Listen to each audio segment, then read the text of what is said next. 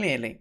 Anyway, we're going to be checking that out today, and instead of doing the interview bit first and then playing the game like we've done previously, we're actually just going to go straight to the playing the game, and then we'll have an interview later, just because due to the time zones and yeah, GrumpyGameDev needs to go and pick up his kids and stuff at the same sort of time that we normally do the interview bit, so we're just going to do that bit at the end as well. But it's perfectly fine. We are happy to do that.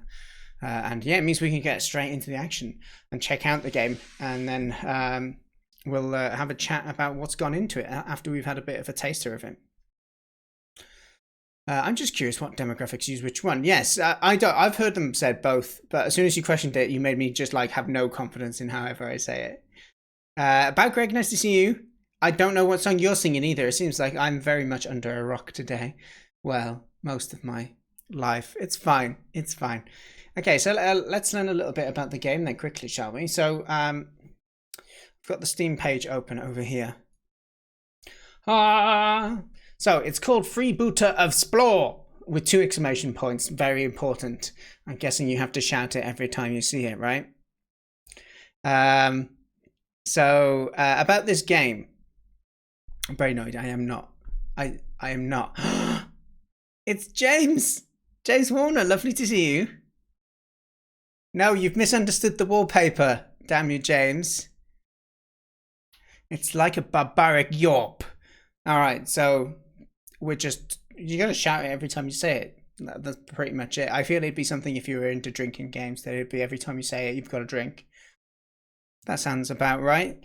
The nature of it. Okay, so let's read a bit of background on this before we get started then. So, Freebooter of SPLORR is a minimalist dungeon crawler where you take the role of a freebooter. A freebooter is a lawless adventurer. SPLORR is a rough place. SPLORR! After an all-night binge drinking session, you awaken in a dungeon maze filled with monsters. But at least you still have your trousers. That's a very important point. Trousers do prove vital in many situations. In order to leave this dungeon, you'll need to combat all of its denizens. And these can be anything from the introductory evil bat all the way up to the mighty wyvern. Is this dungeon maze real, or is it all in your head? I leave that to the interpretation of the player. To combat the monster, be they real or imagined, it is not a matter of melee prowess, but a matter of successfully predicting whether the next card drawn will be higher or lower than the previous. Okay, so it's a kind of using a mechanic of the higher or lower kind of card game that is used in various different things in life that we may have seen, but using that as a kind of combat driving mechanic. Along the way, you'll get hungry. You'll need food. You'll need courage and alertness in order to better combat your foes.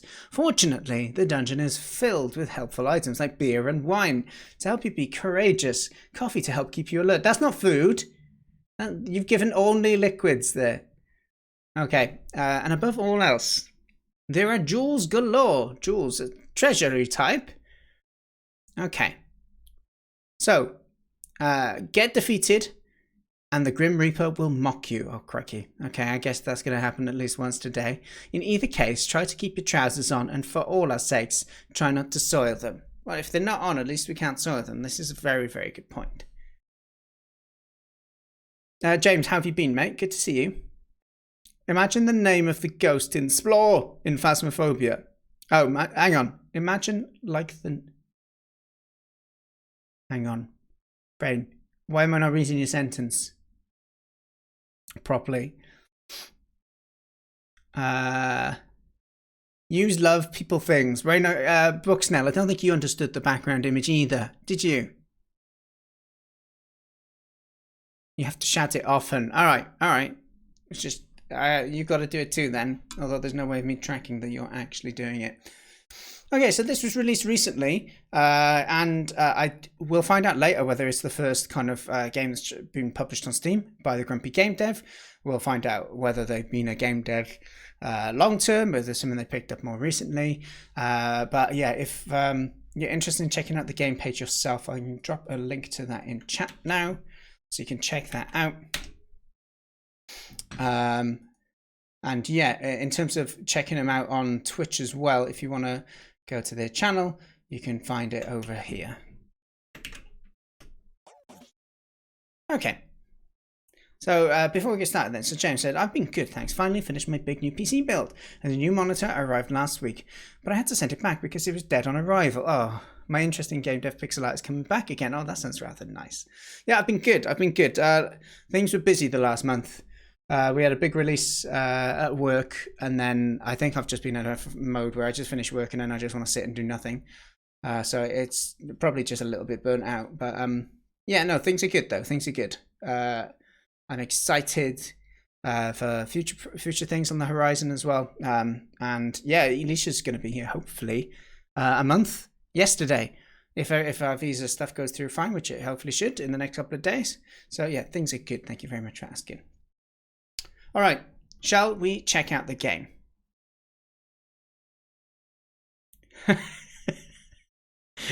Bruno, that is correct. I did tell you that you'll have to speak to my secretary in order to find out when I'm free next. Look, it's all lined up. We got lots now. We're up until November. We've got bookings. So we'll see how those go. But I know that there's the odd person. There's like Alex Hicks as well, who crashes of Etheria or something like that. That's released now, I think, already, or in early access, I think. So yeah, and Irish John Games, hopefully his pirate game is going to get to a point where it's in early access or released soon as well, which would be nice. So yeah, it'd be good. Okay. So let's go ahead then and let's check out the game. Now, we're hoping that we can full screen it. Okay, we've got some Comic Sans instructions here. First impressions, do you notice the Comic Sans? Oh no. Alt enter? Oh, can I full screen it, please? No! No! I've got 3000 FPS!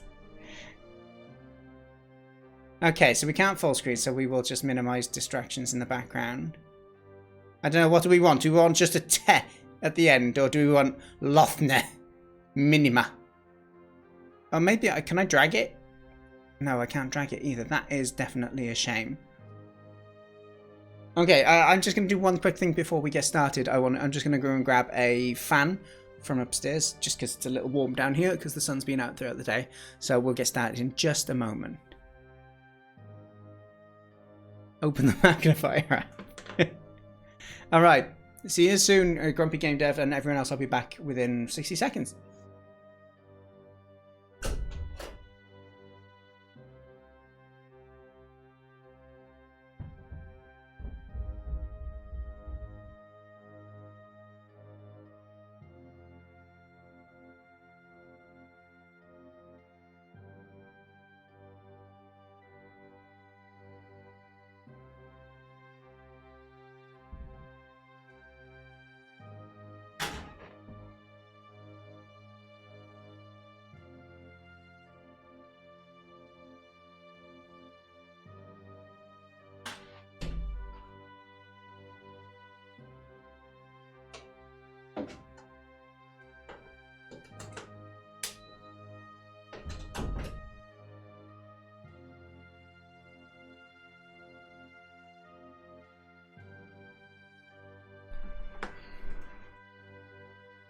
Number one fan. No.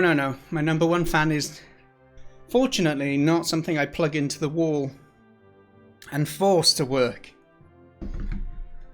Okay, yeah. I don't think we can do much to make the screen any bigger, unfortunately. So we're just gonna have to work with this. I do have a. I mean, how does it? It's not even full screen on a 1920, and I've got the next step up in terms of screen resolutions, which doesn't help.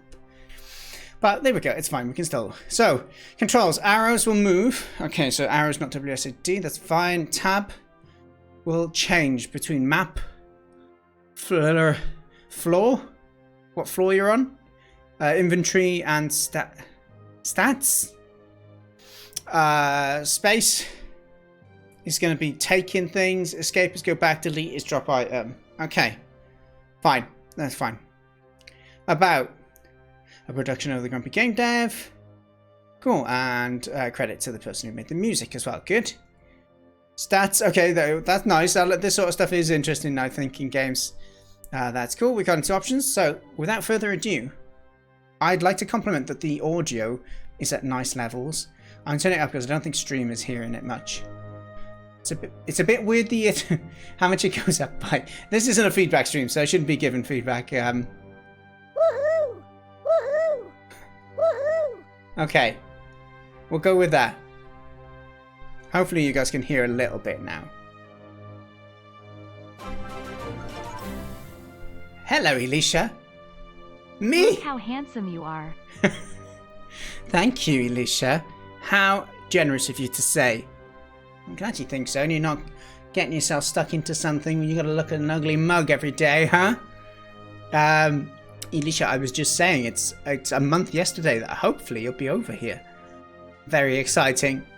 Bobek Belinek, what an absolute pleasure to have you in chat, good sir. I hope you're keeping well, and Phil True is going well for you as well.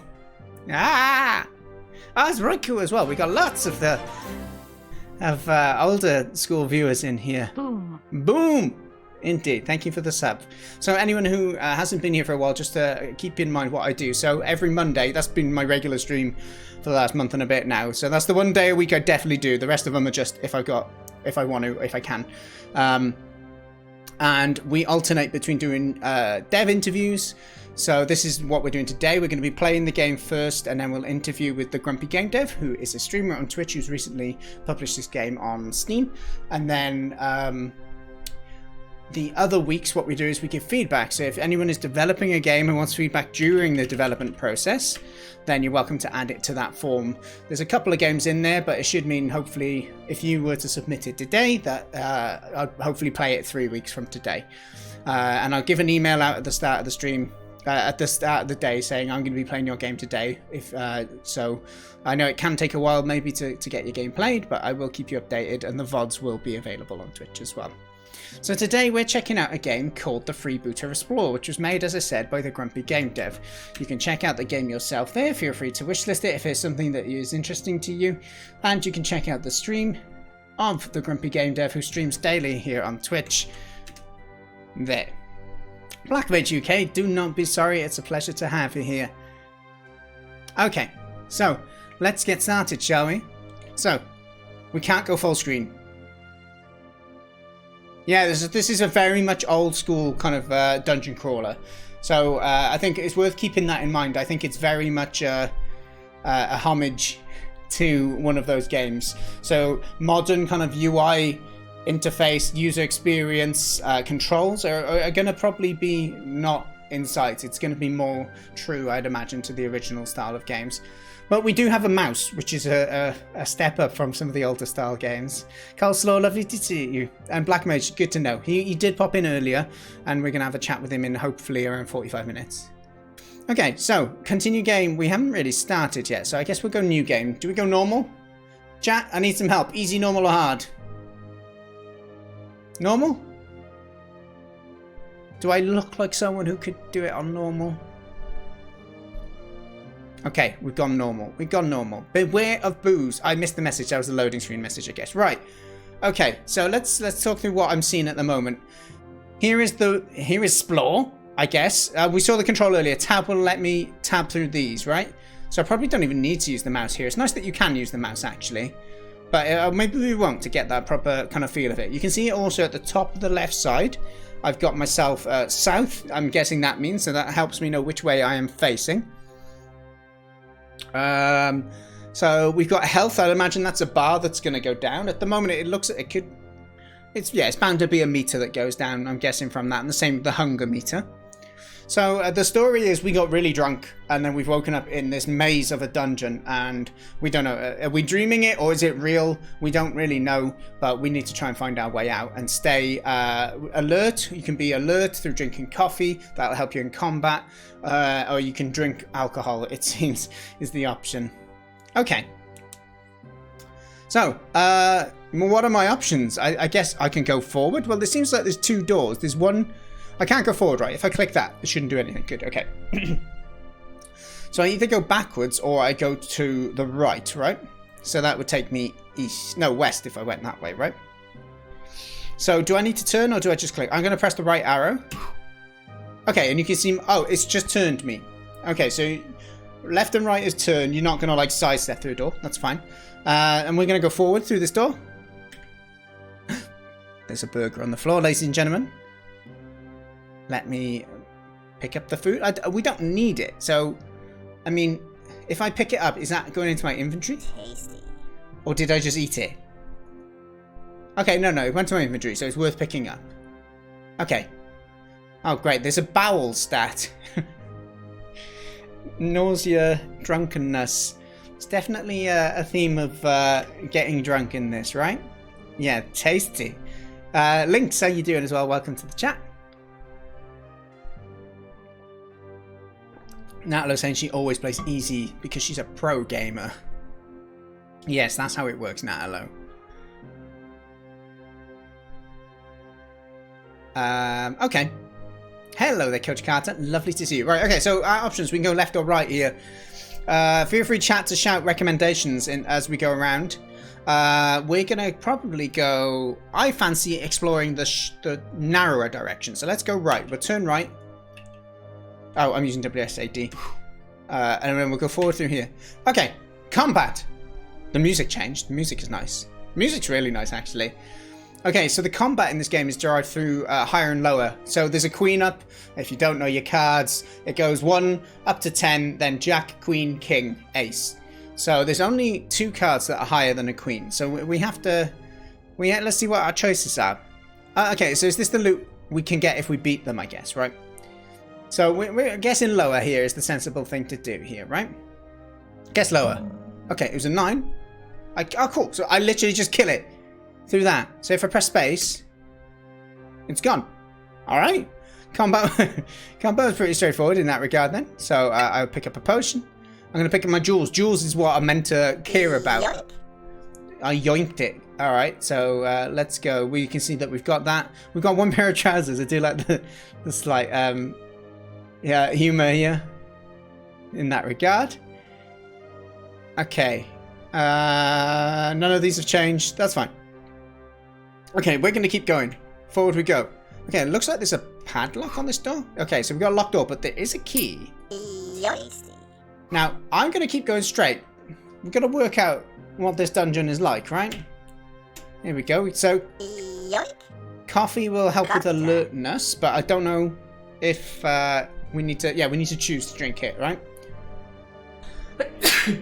Excuse me. Okay. So we can't go straight anymore.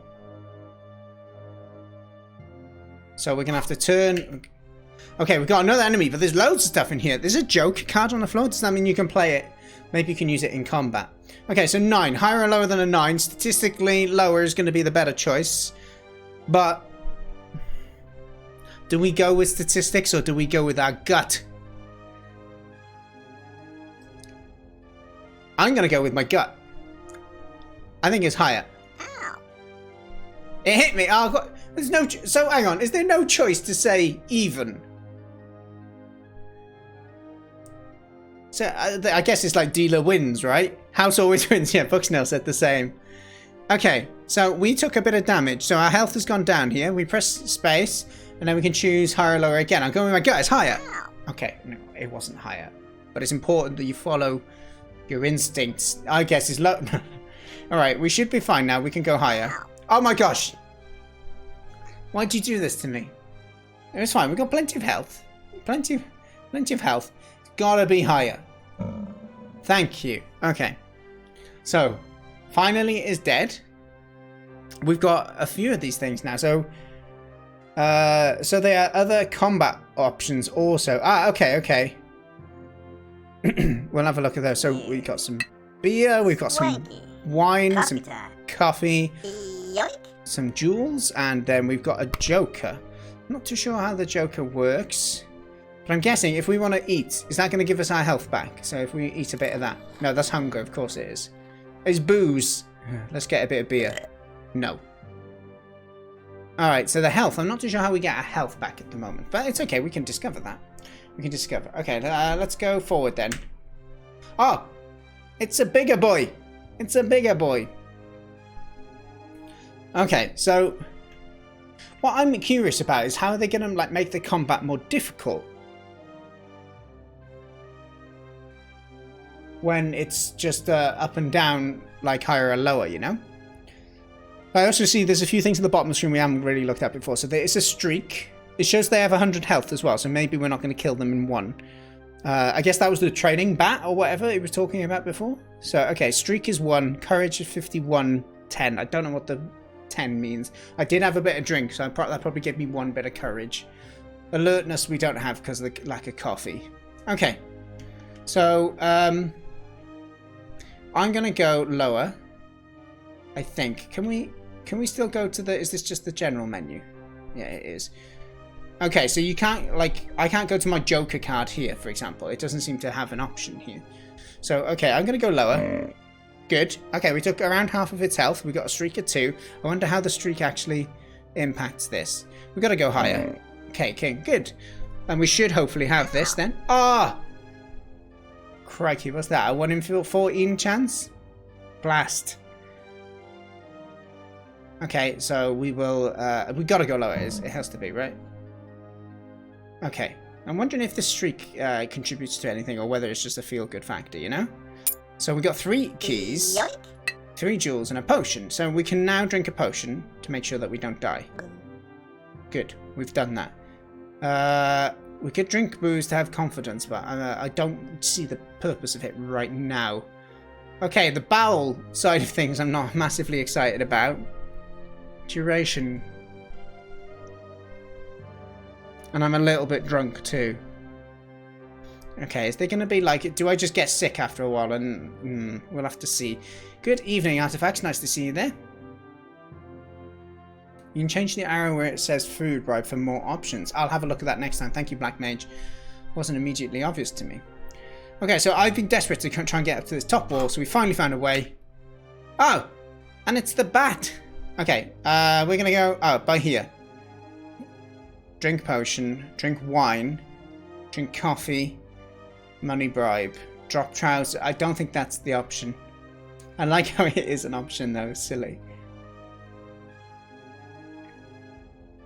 And play Joker you can do as well. Okay.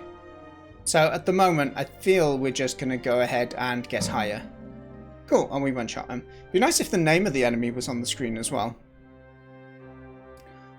Okay, let's check out left. Oh, I don't miss the Joker on the floor as well. Go for... oh, okay, so it's like a red devilly bat-y thing now. Hello there, Outfrost. Okay, how much health? 25 health. That's not too bad at all. We're going to guess lower. Easy. Squeezy peasy. Lemon. Tasty.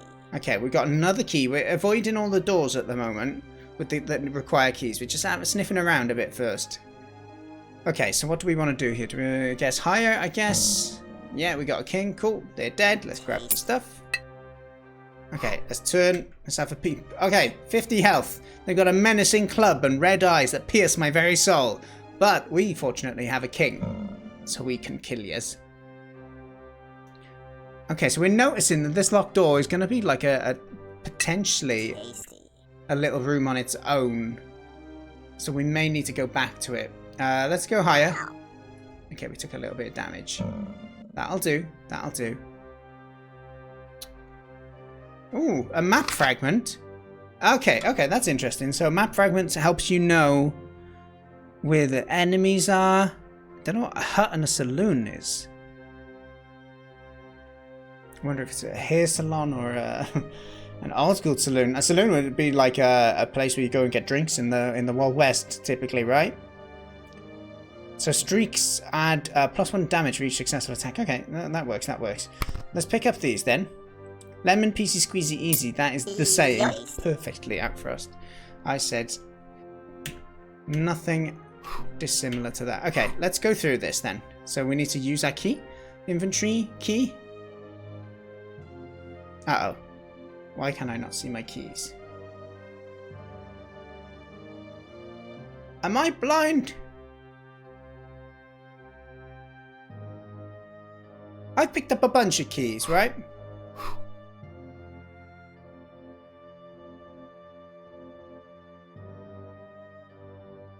Oh, there's the map screen, is it? Keys. Okay. So, oh, you just walk into it and that unlocks it. Okay. My mistake. There we go. I knew I'd seen keys somewhere and I thought it'd gone out my inventory.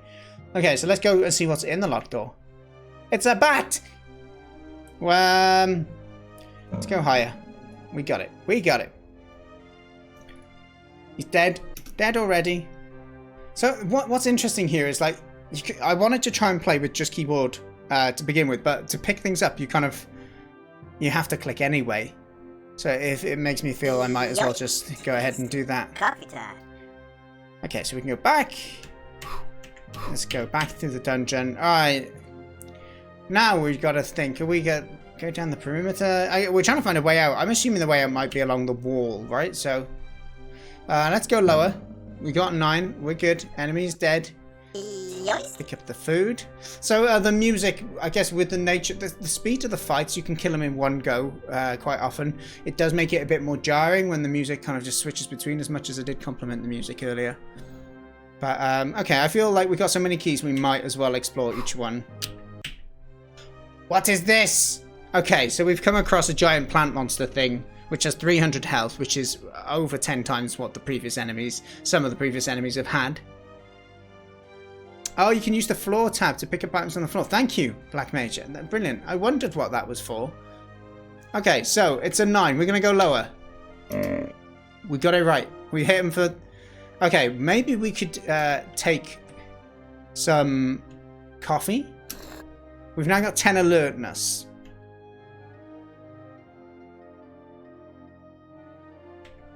Seven. It's kind of middle of the road here. It would be a good time for a joker. But I feel we've got the health. We don't need to... We'll save that.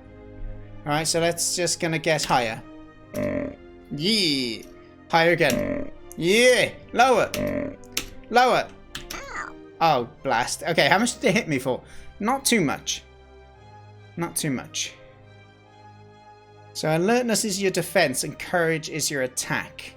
See, it's difficult to like... how do you know that? I guess, right?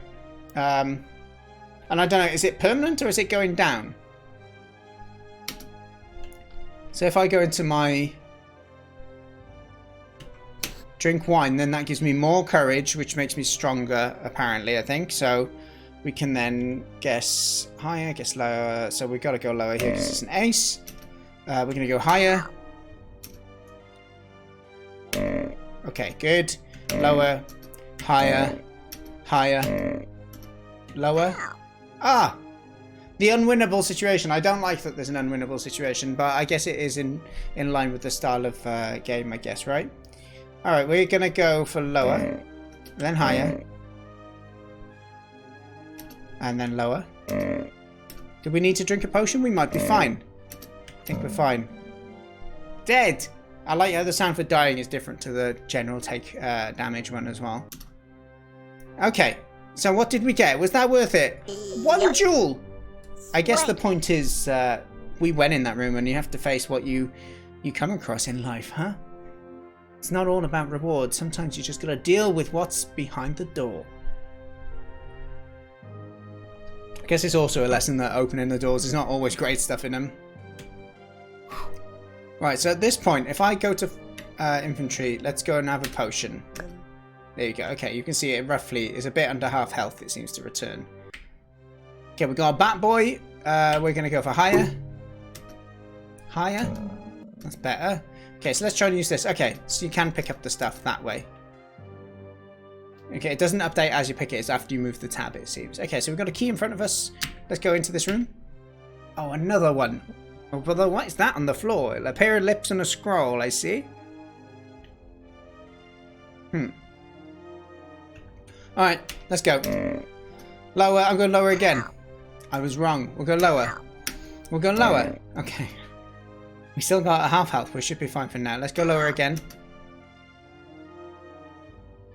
What's the 3 in brackets? Is that how many turns you've got that for? It probably is. We'll go higher. We'll go lower. We'll go higher. Okay, we need to drink a potion. Go. I'll take 2 of them. We will go higher than a 2, higher than a 7, higher than a 10. Damn it. Okay, so you can now see. Let's see what happens to the alertness on this next attack. So let's go higher.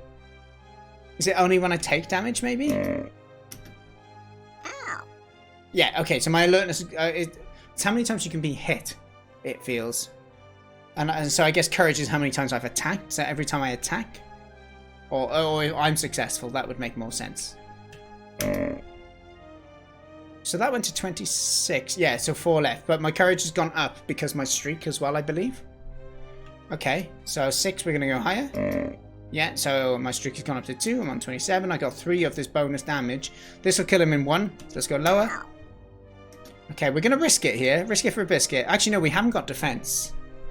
We don't have defense, so I'm trying to think we don't want to die. Although it's going to be lower. Let's do it, that's fine, that's fine. I wonder if you get more health. Why is there a scroll of pornography? I'm starting to question the lifestyle of this grumpy game dev. Booze and all things. Alright. What does it... I hope it doesn't show something unsavory in his heart on the screen if I was to use it. What does it do? Nothing. Okay. Well, let's eat a little bit. We'll have a potion. I'd like if maybe a potion gave you more out of combat than in combat. A very polite monster, Outfrost.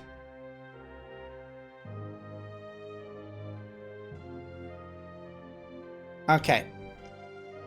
Uh-oh, right, okay, so my bow is on 100. How do I use the toilet? I don't... Okay. Maybe we need to get to a certain building? Oh! No, it just happens. Can you pick it up? Why would you want to pick it up? Guess you can throw it at it. Okay. Well, that happened. Pick up the wine and the jewels. Where are you going to turn right? We'll pick up the key and the jewels. We will go straight. Okay, locked door. We should pick up the food first, though. And let's go in. Ooh, a cauldron. I think it's a cauldron. Do we put stuff in it? I guess maybe. I don't know. No, this is going to use it on me, though, right? I guess I'll find out. I don't need to know, spoiler, exactly how everything works. Oh. Oh, what's it? Okay, so... oh, it's a bog shop. So it's not a cauldron, that's poop. Oh, so can I... Okay, so this is where you use the lavatory. So I can give it one of those. Okay, I don't know how I say yes or... Ew. I don't... What are the options here?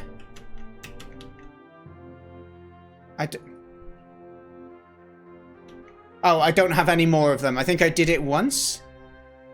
I think. Yeah, I did it once, so I got my Joker. I'd imagine I've got an extra Joker in here. I don't know how many I had before, but I assume so. Alright. I guess we go back. Excuse me. Let's we know some of the route here, right? I want to go and visit some of these buildings. So we have a hut and we had a saloon. There's a locked door to it there. I think we're going to go across this way. Yeah, let's go this way. Pick up that. Through we go. Demon, easy. We're going higher. Okay, we got a second time. Our health isn't doing great. I'm getting loads of food. Not so much potions though. Okay, so... Oh, we can't go straight here. Ah, blast. Oh, you can walk backwards without turning. Okay, do I want to go into here? I don't think I do. I want to go to one of the special buildings, so we're just going to try and get past this if we can. Ow. Ah! Higher. Okay. Okay, we've got... What's on the floor? A map fragment again. What's it revealed to us? Okay.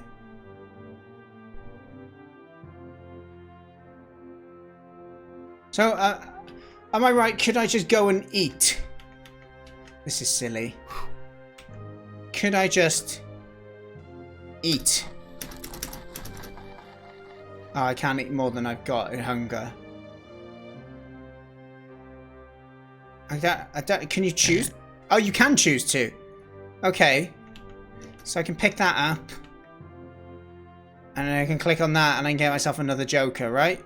Ew. Yeah, ew, indeed. Indeed. Okay. A poop mechanic. Not quite what I was expecting today. Okay, so we've come across a new enemy. A werewolf-looking thing.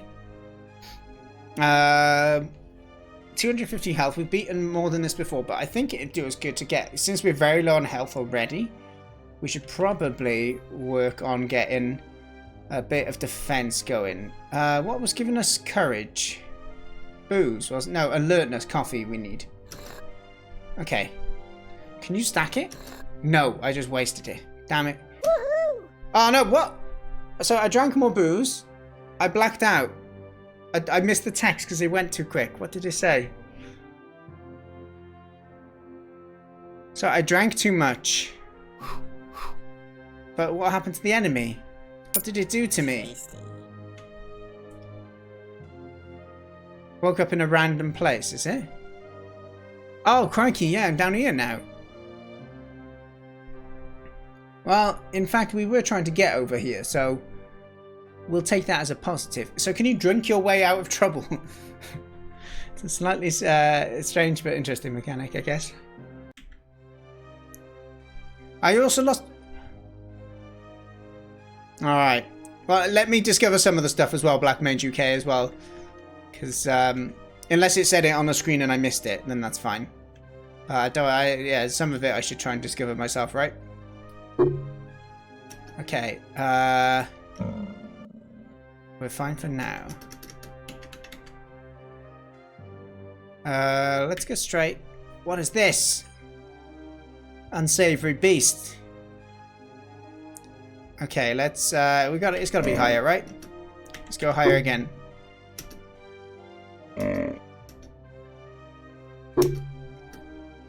How much health we got? We're okay, they don't hit too hard this one.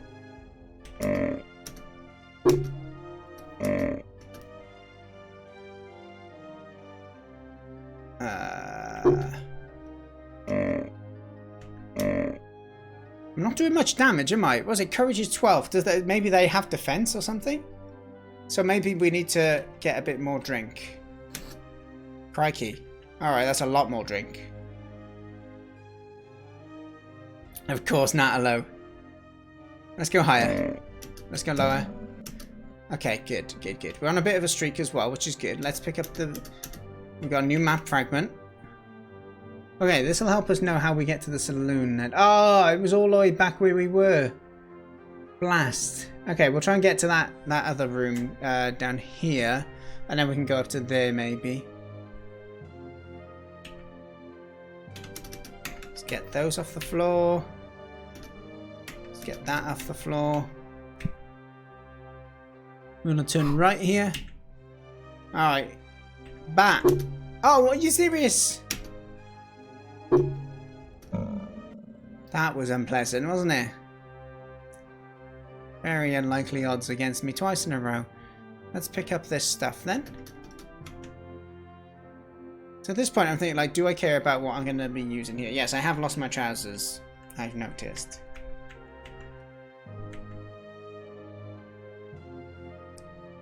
Okay, let's go in and then we want to go left, right? Welcome back, GrumpyGameDev. Wonderful. Well, I prefer to do the interview thing when I'm not playing as well. So I'll try and finish off a game session on this, and then we'll I'll give you a poke and we'll have a chat on Discord, dude. If that sounds good with you.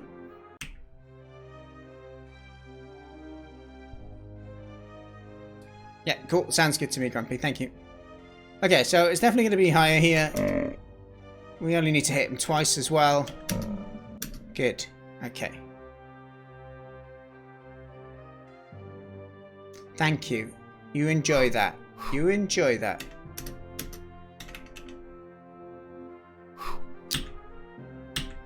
Okay, so this was the saloon. Can we go into it? We click on it. Okay, so it's a resource. All the different buildings are a way for you to buy different things. 20. Okay, you can choose different things here, and they cost different amounts. I mean, booze. What's the difference between booze, wine, and beer? I mean, beer and wine. I know. Is booze like a concoction of like some moonshine or what? Either way, they're going to give me different attack bonuses. We're going to guess the one that costs the most. How many jewels do I have? It'd be nice if it showed that on that screen. Jewels 42. 42, so we can't afford all of them. Let's just try buying booze. I guess this is the hard stuff.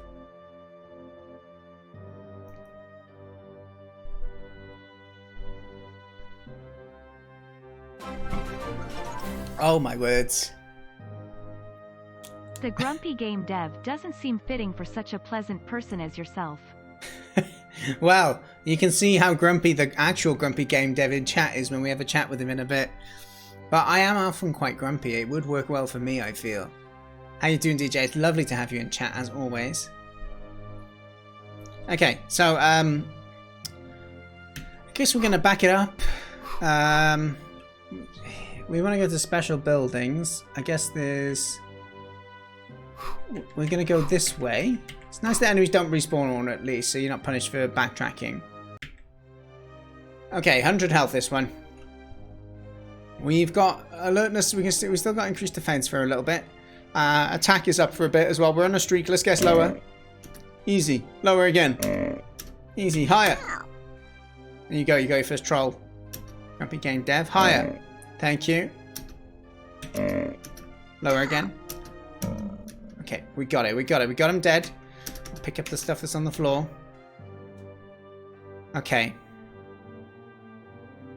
So there's a little lock door on the left. I'm wondering what's there because there's not much room it could go. Actually, no. It might lead to that end corridor, right? Potentially. It might just be a single room though. It is just a single room with a bit of food on the floor. Okay, our health is still low. We haven't found any potions. There's one. We got one. We got one.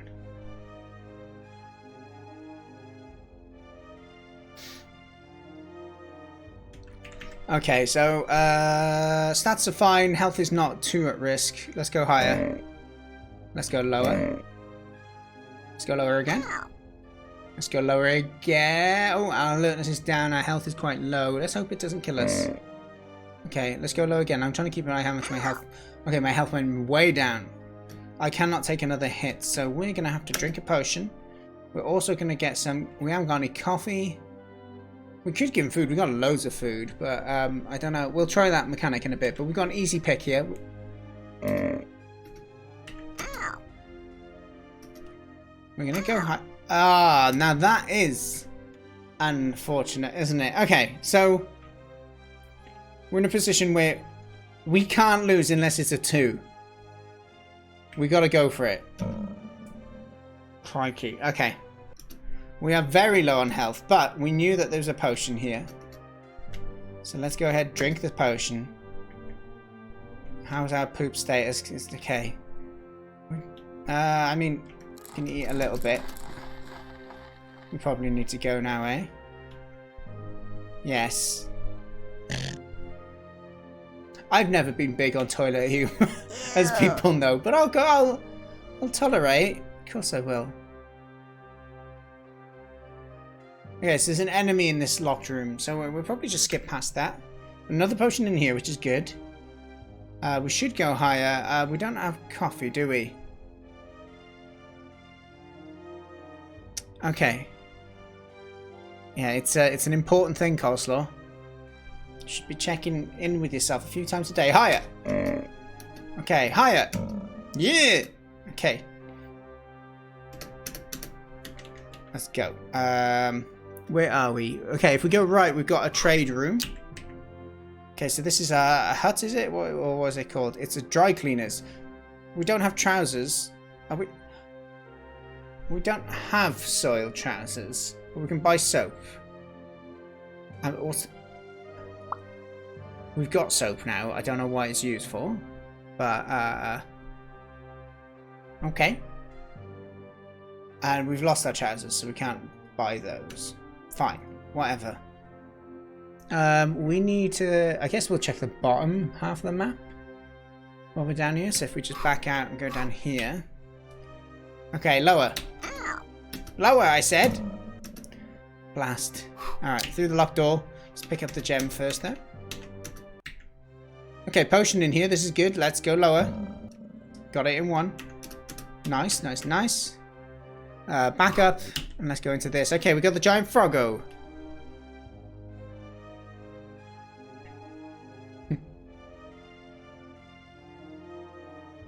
See, that's some real management there, Outfrost. We're going higher, I believe, here. We just got 27. It's going to take 3 hits. We got no defense. Pretty sure I still don't have coffee, do I? I mean, we can try a food bribe, but I think 5 is a fine number. So let's just go higher. Higher. Higher again. Higher again. Okay, we got a streak. Oh, it must be the defense. So, like, your courage isn't direct how much damage you'll do, but maybe it is. Well, it's what damage you try and deliver, but their defense is when they reduce that amount, I guess. Let's go with the stats. Let's go lower. Good. Let's pick up the food and the lights. We'll eat a little bit more food. We should potion.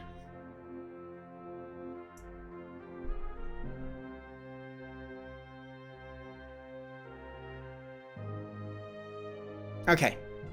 Let's check out this bottom way, shall we? Pick up the jewels.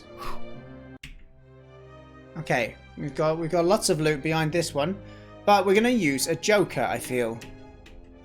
Did we get rid of all our jokers? We can fling our turd as well. That's a new option. Let's do the joker.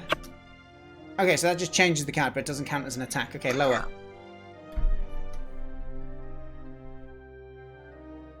Lower. Lower! Why would it do this to me?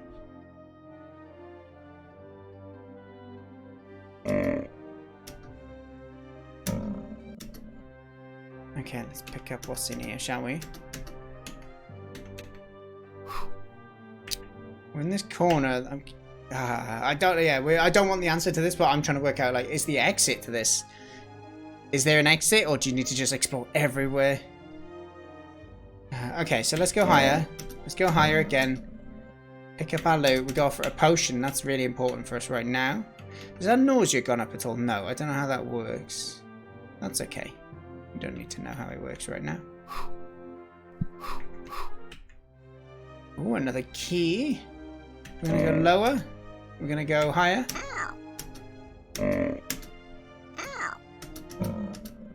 Blasted. Cards. Okay, left. We'll go up this way. We will go higher than a 5. 6. Great. Okay, so we've got wine and gems, but a dead end here, which is a bit disappointing. And we're going to go with that gut. We're going to go lower. That was the end! I didn't realize my health was so low. I had a potion. That is disappointing. Alright, what we'll try and do, we'll try and do one more game then. We'll try and do one more playthrough, and then we'll have a chat with GrumpyGameDev after that to wrap up, right? Okay, so I always look really short when I decide to sit down at my desk. Don't worry about it. I haven't just shrunk massively. I promise. Haven't lost my shins. Okay, let's give this a go then. So let's start. We're going to go same difficulty, but we're going to be better this time. Enemies behind locked doors are more powerful. Okay. Okay, so we can play this a bit quicker now. We'll play with mouse to speed things up a bit as well. Let's start. Let's go backwards. We got a key. Let's go back in through here. Oh, great. Very first thing, before we've got any items. What happens when we drop our trousers? Oh no, it literally just throws them. He's unimpressed. Okay, lower. Ah! It started bad. It's got to be lower. What can I do? Okay.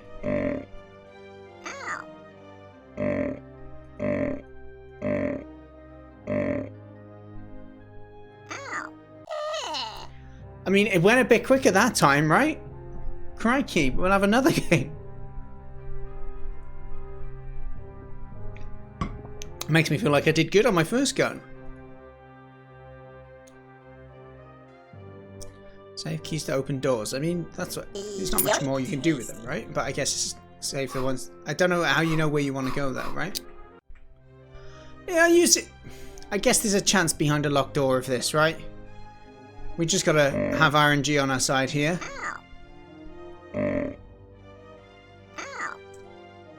Part of me feels he's coded it to troll you more. Shucks. Don't think he wanted our food. Have we got a potion? We have got a potion.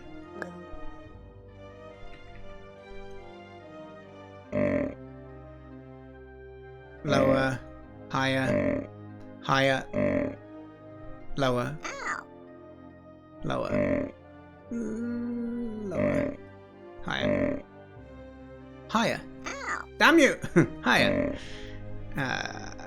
I'm gonna stick with my gut. We're going higher again. Now lower. Now higher.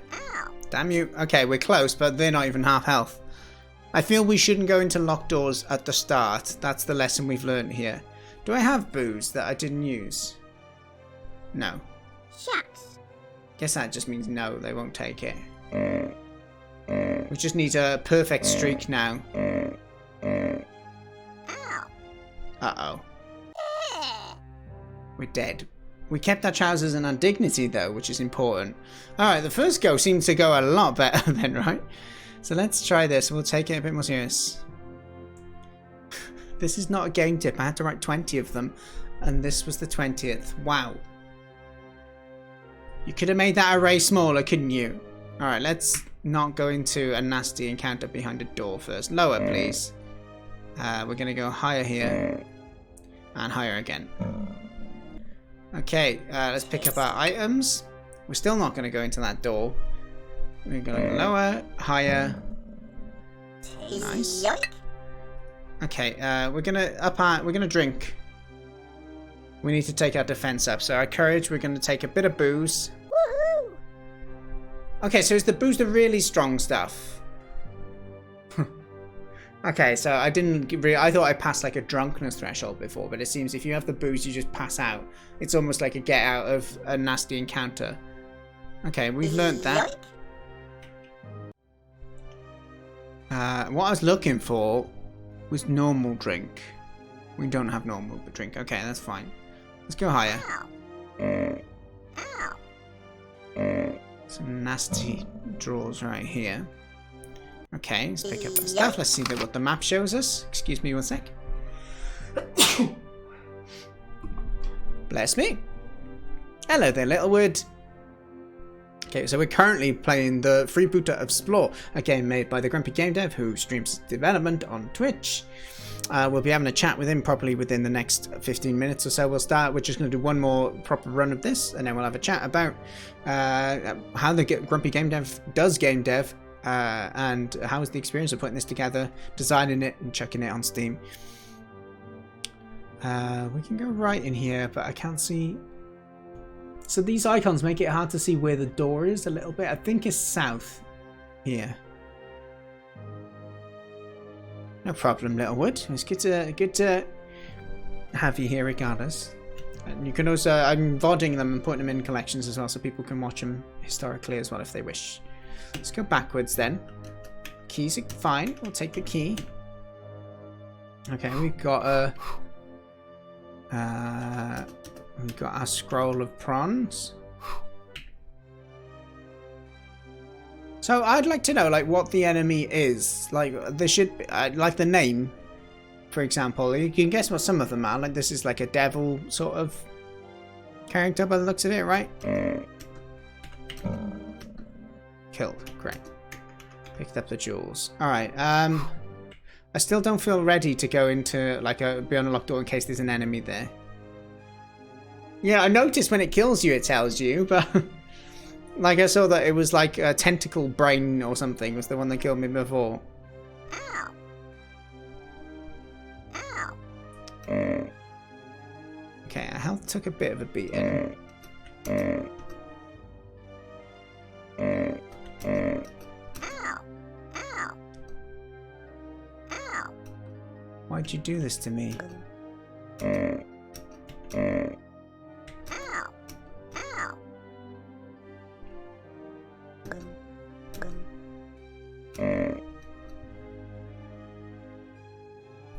I do question whether or not it's actually RNG. I got a feeling it's developer RNG.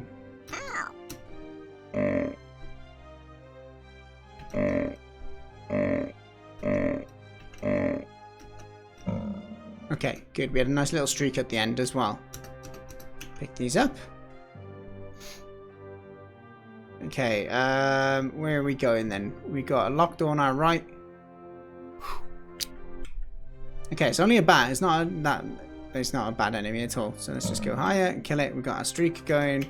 Let's go back out of this room. Go through this locked door. Okay, just a bit of loot for us. That's fine.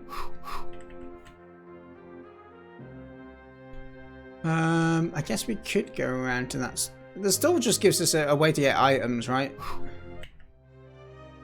Okay, lower. Pick up our items. Another enemy. We're gonna go lower. Some of these. Okay, good. Let's pick up these. So next it's either straight. A straight will probably take us back to where we were, which would be good for me because I feel we need to kill that enemy that we left. We got another map fragment, which will help us. So there's going to be 2 enemies in a row here. That's fine. Okay, do we have any... Okay, we have some coffee now. We can drink that for defense. I don't know... Woohoo! Oh, so I could just give them the scroll of prawn and they went. Wonderful. Let's get rid of those. And we got our fight in here. Do I have another one? I think I do, don't I? Woohoo! There we go. Don't need to fight you, do we? Okay, we're back where we started now, which is good. So, I guess we can go right back to here and open the door. I feel we're stronger now. Okay, werewolf. This is going to be tough. We need to... I mean, at least we got a bit of defense, but we didn't have any attack stuff, and we can't even black out. This might be ugly. If we only attack, like, let's see how much we hit it for. Higher. We hit it for 2 per attack. I know streaks make it a bit better, but that means I gotta hit it 100 times.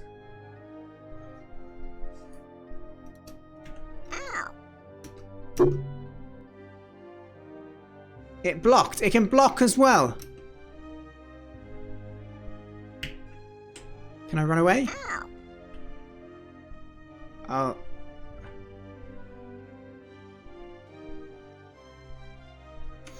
Okay, so there's a door on the left, but it looked like there's a door on the left. Can we go to it?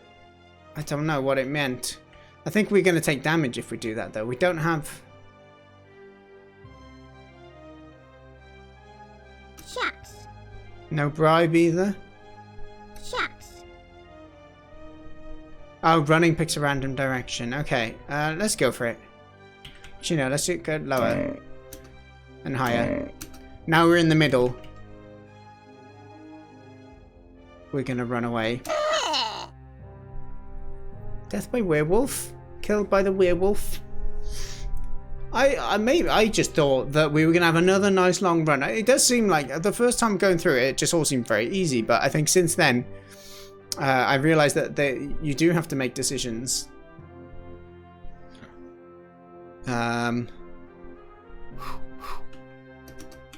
Which is good. Because you do want some form of strategy as much because it is RNG with the card flipping, right?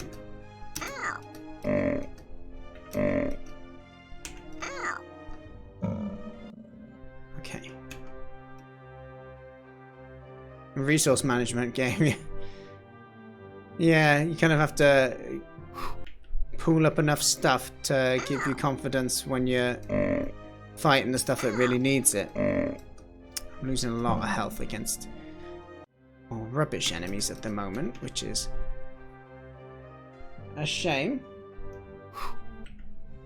Okay, big frog boy. We gotta go higher, right? We gotta go lower than that. We're gonna go higher, higher, higher, lower, higher, lower, lower. Damn you!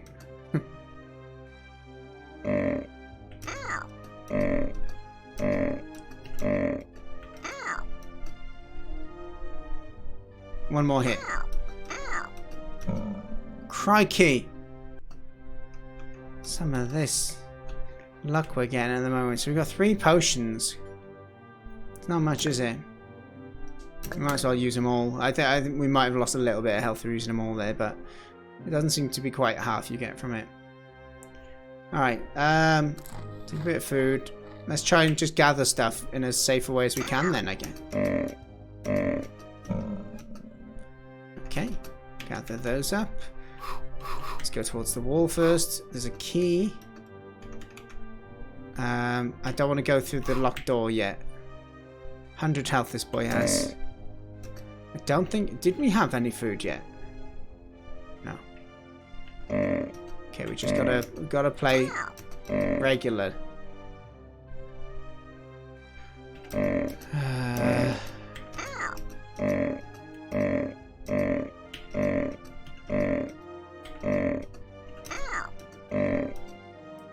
We're okay. We're okay to do this, I think. Yeah. Okay.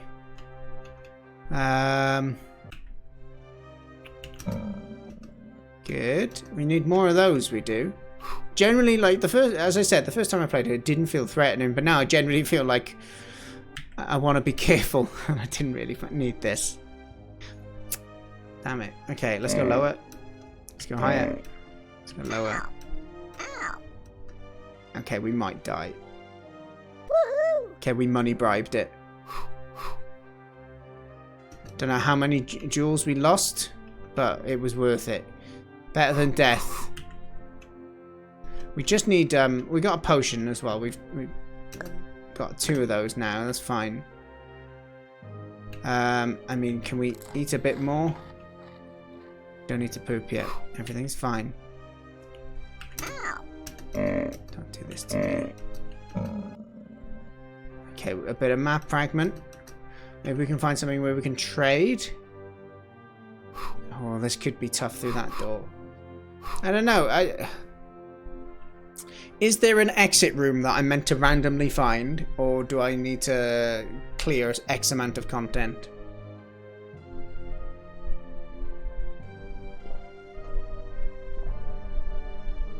Need to kill all the monsters. Okay. Okay, well, we'll wait until we get a bit more resources then. Higher. Yeah. Give us all your goods. Okay, good. Lower. Nice. These are the rooms we want. Look at this. We've got a bit of booze finally. Now I'm starting to see the game. The gamification elements of it. I'm enjoying it a bit more actually.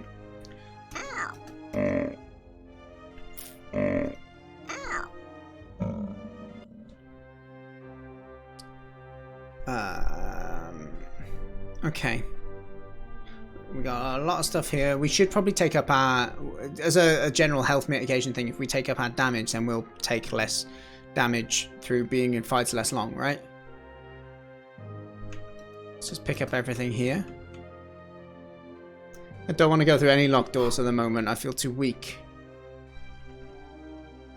Wine, please. Nice. Do we have any coffee? What happens if we drop our trousers? Disgusted. Alright, we went higher. Did it take extra? No, it's because I drank the wine, right? We can pick up our trousers again though, which is important. So do you soil yourself if you don't press the poop button? Maybe that's what it... Silly. Which is why you can clean your trousers. Let's eat a little bit then. It might be time for beautiful. Okay, we can go down. Got a few things in here. Okay, that's fine. We got good damage this time. We don't need the water. It's the coffee we would enjoy. I'm interested in what the poop would do. He's disgusted. Alright, same as when I dropped my trousers. I wouldn't put them in the same category, but that's fine. Lower, good. We're going to lower again. Higher. Lower. Higher. Damn you. Higher. Okay. Our health isn't looking good.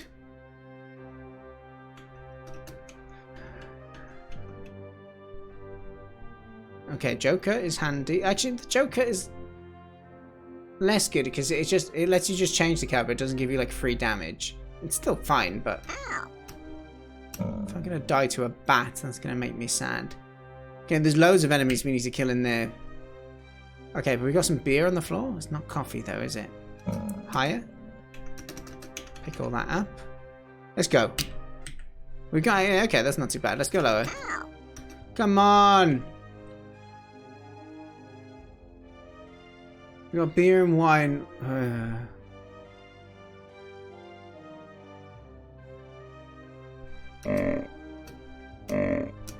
Let's try and use the Joker here.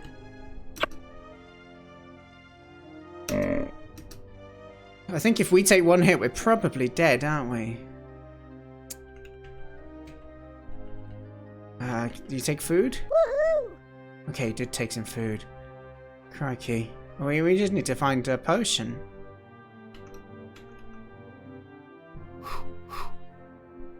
Oh, nice. It shows you if you forgot to pick something up as well. That's nice. There was a little green thing on the floor I noticed. Okay, so these rooms, we at least know what is safe. Yeah, there we go. We got a potion in here now. Glug glug. Let's eat a bit. Nice, more potions. Save that bit of potion for a little bit. We can go right here. Nice. This is what we're doing. We're gonna pick up everything to begin with. We don't know where else is safe. Okay, there's 2 rooms without enemies here, so I think we're gonna go this way. Hello there, Large. Nice to see you, good sir. Do we still not have coffee? No, but we do have that. We can give them the explicit material to defeat them. Okay, let's go up. We know it's a safe room. We'll take the kids in here. We're gonna go and attack through here first. Froggo is gonna get some boshing. We've still got a bonus attack for a bit. Okay, we're not in a worse position. I'm gonna drop our trousers. They are disgusted right now. We are gonna... I don't quite know what that... I wonder if that lowers the stats in some shape or form. Ah! Okay. Good. Let's pick up our trousers and all those goods. And then we've got this nice empty room here. Okay, let's go back then. We've got an empty room here, I believe. Yeah, because the map would have showed it, I think. There's a lot of enemies in that middle bit. I feel we're going to go through here. We can take these. They're fine. Some of this health loss is making me sad. I have 1 potion left, yes.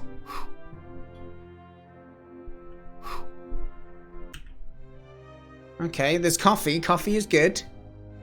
Do we have more prawns? Woohoo! Yes, we do. Great. Let's pick up what we got in here then. Okay, we can take this. Let's do we go for the defense now? I think we got to just try and survive as long as we can, right? Coffee. We got 10 extra bits of defense. We've still got 9 attacks of extra courage, which is good. Let's go lower. Lower? Higher. Okay, good. Pick up all the stuff. We got some more coffee, which was great as well. And we're clearing out. We're clearing out.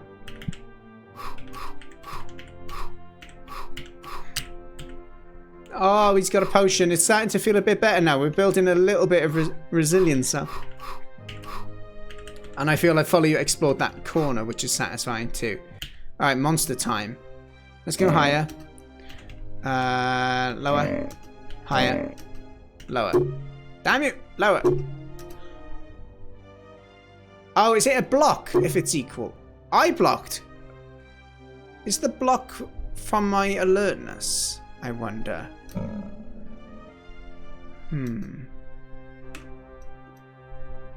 Okay, so it completely blocks the damage. The sound is good because I wouldn't have noticed that I was blocking otherwise. Let's take have a little bit of potion here. Okay, we should go in here. Let's just get it out of the way. Okay, it's not too bad of an enemy. Higher! Higher! Higher! Okay, one more bonus attack we've got. Lower. Lower. It's gotta be. Oh, we should have taken our attack back up by now. Silly us. Beer or wine? Beer, please. Whoa! Beer is 50 extra damage. What is this? Okay, we can just kill things super quick now. So wine is 25, beer is 50. We need to remember that. That makes a big difference on the big fights. Okay, this I feel like we're wasting our big attacks against them now.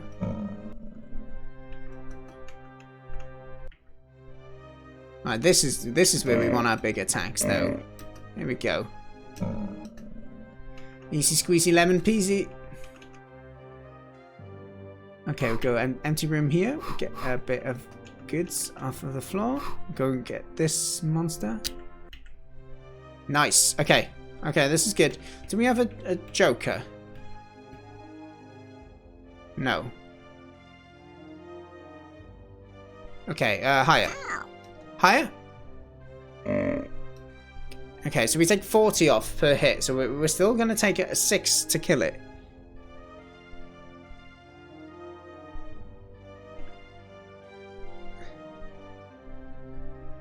I do not have poop. I do have potions still, though. We're going to drink one more of those. We got 2 more hits of coffee. Oh, come on.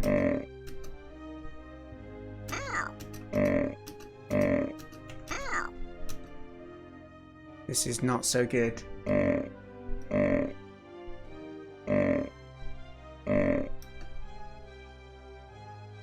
Oh, I need to drink more. Well, booze would get us out of there. We're not going to do that, though. Have we got wine still? Yeah. No, we need beer. We got it. We got it. That was close, eh? Alright, so let's take a moment. Eat. Poop. Savage beast. We've got 1 potion left. We'll just drink it up. If we can get to a shop, we'd be good.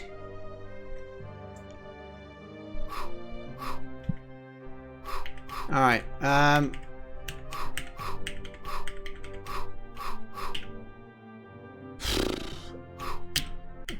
okay, this is fine, this is fine. 1 shot, 1 opportunity. 1 spaghetti. Let's go to this bottom row. Oh, it's a werewolf.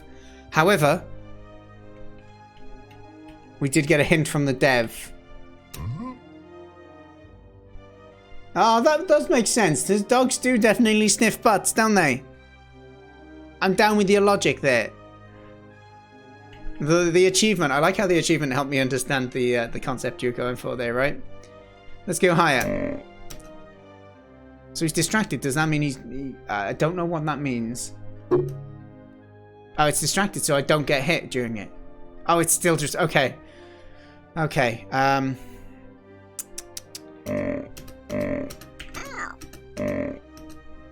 We're still a bit low, but hopefully 2 more attacks will get him down. Yeah, that makes sense. That makes sense. Yes! Oh, that was close. Yeah, I'm enjoying it more. Once I started losing, it felt like my decisions were more important. Even though I think there's still a lot of it is RNG, right? But I'm enjoying it a lot more now I've seen the difficulty element of it. But yeah, after this run, we'll jump on a call, okay, GrumpyGameDev?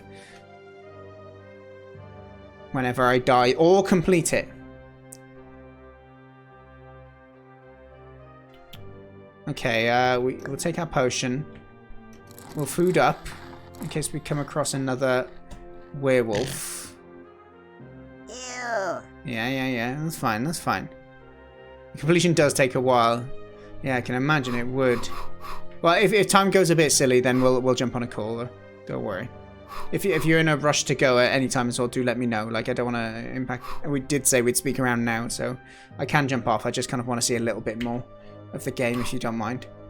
Yeah, Bizarrio. It does remind me of the game you did for the jam, man. Okay, so the keys come down. We're going into here. Okay.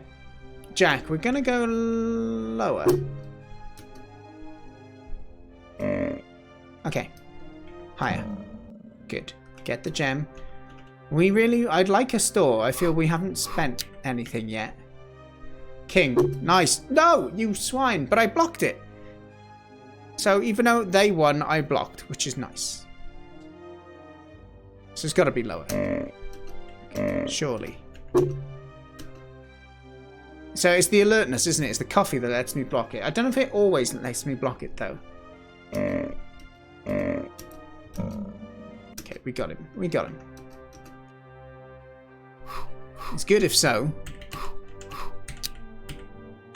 We found a hut. Is it? It is a hut. We don't know what these do. Ah, it depends on their strength. Okay, okay. So it reduces damage. I may have just overpoured drink and spilled water all down myself. It's fine. I'm an adult. I'm 35. I can drink. Okay, what do we trade in here? Potions!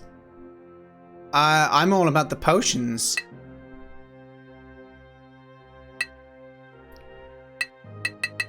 I bought them all. As many as I could get. Oh.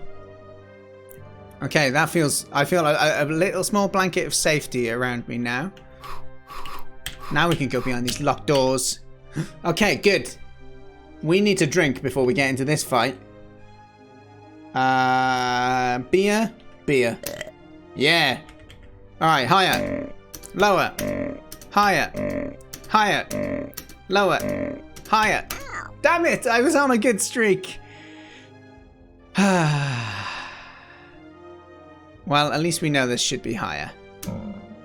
We got it. That was good. Okay. There's one room back here we haven't quite explored.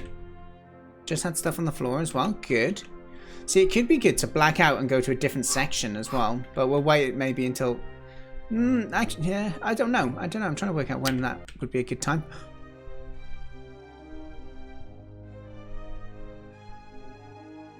Now? Now would be a good time, but would I lose my... Would I lose my courage? Would I lose my 50 damage boost? I feel I'm in a good place to fight it. I've got loads of potions. Let's fight it. Let's fight it. Oh, that's not a good start, is it? How much health have I got? I'm on the E at the moment. Are you... Okay. Finally.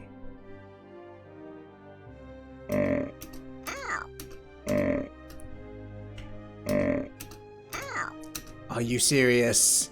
Okay, we need to drink more beer.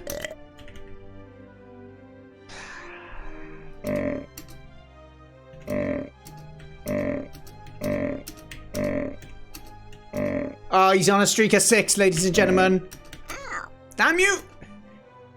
But it's okay. It's okay. It's going to be lower here. Hopefully, we killed the dragon thing. And all I had is a gem. That's one thing I guess it's a bit of a shame is the enemies don't... The loot they're protecting isn't proportionate. But I mean, that's interesting too, I guess, because otherwise you wouldn't get much stuff, which makes it harder to take on these bigger encounters, right? But it can make it a little less climactical, I guess, when you do actually defeat the big thing, right? Because look, this bat gave me loads of stuff. I know it's on the floor already, but... Same here. Got the bat. Oh, we got a new map fragment though, which is good. Okay, so I want to just go back into these rooms before we go further that way. We got a nice potion here. Let's take that potion.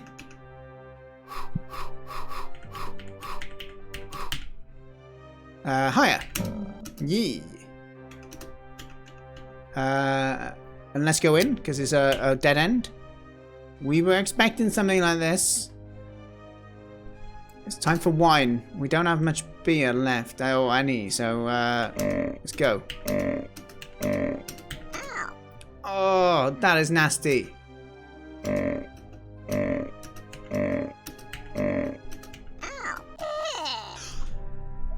I didn't even notice my health. I had loads of potions.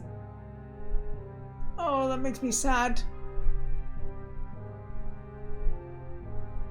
Oh, that's happened twice. I had like 5 potions I could have used.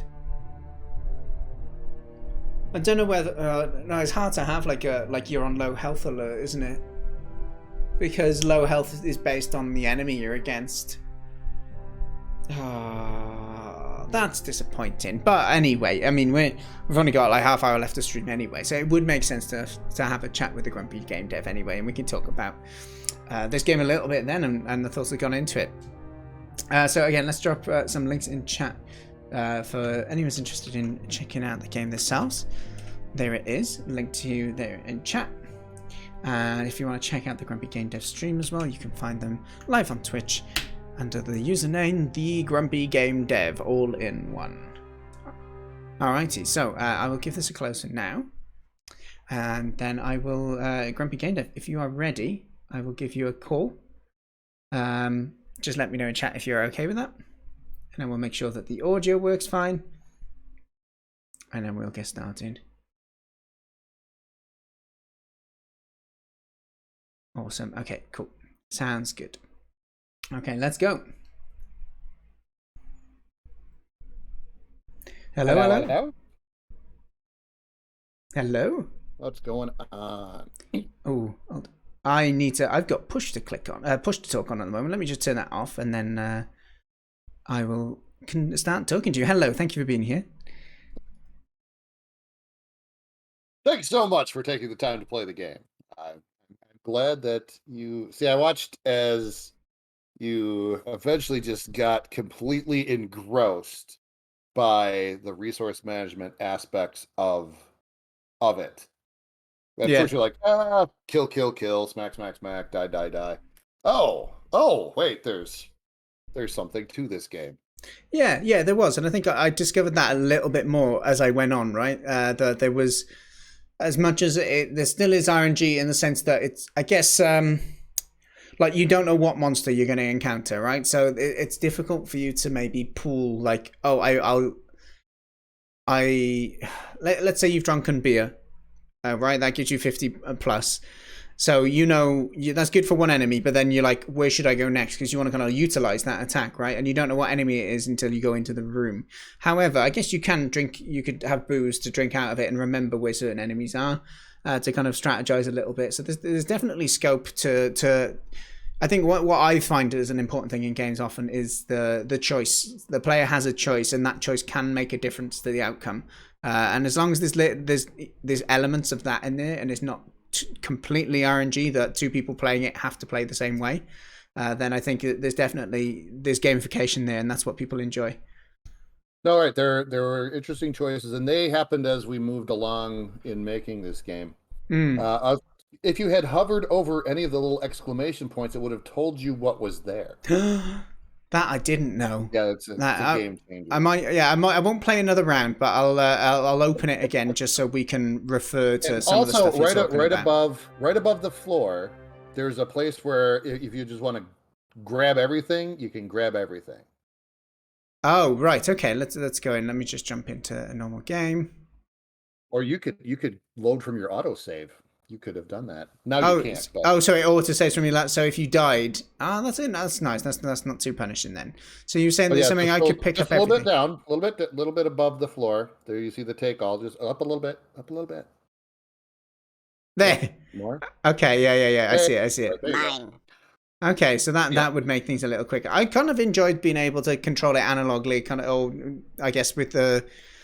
more digitally, I guess, with the keyboard, rather than moving the mouse around. But there was the odd occasion. That's all it was. Yeah, this was a game jam entry, and I'm like, It was a week-long game jam.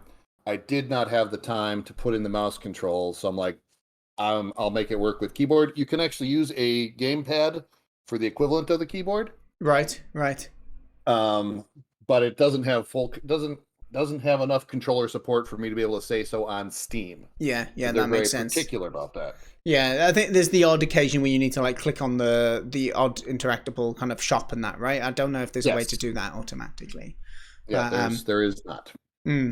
Well, we'll talk more about the game in a moment. Let's start and get a bit more about yourself as well, because as much as I've seen you about on Twitch and I've seen you doing a bit of game dev, other than that, my knowledge of your backstory or your experience with game dev is very shallow. So I happily ask you in terms of I guess, without going into favorite color and long walks on the beach and stuff, if you just give us a bit of a backstory from a game dev perspective of yourself, as much as you want to share. Okay. I was born in a fantastical land called Wisconsin, which is the land in which I currently live. I attempted to flee for a short time in my late teen years by joining the United States Navy, but then I came back, and then I've been back pretty much ever since. Okay. I do not do game development for a career. I've always done game development. I started when I was 13. Would have been about when you were 1 year old. That makes sense. You heard me refer to my age earlier. Yes. So I'm like, I could do some math. You would have been one when I started doing game development on the computer on the 1980s era computers of the time. Yeah. So they all had command line basic. And so that was how what interested me in learning how to code. Yeah. Right? Yeah. And then now I'm ready for I am a cloud architect and DevOps manager. Okay. Ooh. It sounds fancy. It sounds fancy. It means I make decisions about what other people have to do with their time. That's what that means. Yeah, that to me sounds like someone who's been in their line of work for a long time, developed a lot of experience, and yes. And essentially started with games. Yeah, it started with little games when I was, and actually it started with games kind of like this. So it is a bit of an homage. Yeah. I kind of got that vibe immediately when I saw the game, and I think Bizarria, one of the community members in chat, mentioned that they made a game similar to this. I think I did a game jam last December, and the theme was tribute. I guess tribute is a similar words to homage, right? But sure, if you're Roman. Well, or if you're Tenacious D, it works, right? But sure. But yeah, so he made a similar game, and I was actually really engrossed in their game as well, because there's something charming. I think it may be an age thing. For me, I think it's something where I was close to that era where games were simple. I had an Amstrad. I played games on the Amstrad, but they were a lot more developed than this. Some of them were still quite, you're in a room and you choose which way to go, and it was still relatively primitive, I guess you could call it. But I kind of missed out on the very the text-based adventures, and I guess some of the more simpler style due to the hardware and the kind of the state of game dev at that time. And so I think a part of me enjoys trying to get an idea of what that would have been like. And so I personally find there's a lot of charm to the more I guess, old school dungeon crawler games, where it's not about being dazzled by fancy graphics, animations, voice acting and all of that stuff, but it's more about the mechanics that are there and understanding them and using them to their full potential, if you will. But Sure. so Sure. And so this one, it was I can't art. Okay, I cannot art. That's what I do. Okay, so GameIcons.net is where all of the images come from, other than like the wireframe, and the cards are from like the Kenny NL asset oh pack. yes, Kenny, big shout out to Kenny. Big shout out to Kenny. Thanks for the cards, Kenny. But so I'm like, I can't art. This looks awful. The best I can do is give it personality. Yeah. And so that's beer and wine, and you drink booze, you lose your trousers. Well, now I suppose you need to soil your trousers. Oh, well, I guess you got to have a dry cleaners where you can have your soiled trousers cleaned. I definitely sensed a bit of you getting your personality across into it with even the write-up on the Steam page, and then going through to the game mechanics and how they kind of entwine together. As much as it's very much silly, it's very much a bit obvious kind of joke humor, but I think there's actually things tied together well, and if you can tie together that humor to the actual mechanic, where even if you're not crazy about the humor, you still care about it, or even if you're not massive on mechanics, you can still just laugh and enjoy that personality aspect of it. So yeah, I think, and a lot of that came from the people. So, okay, I not 100%, but about 90% of it, I coded this all on stream. So the people watching the stream, like Black Mage, were heavily contributing to, well, what about this? And how about this? And all the other things. Yeah.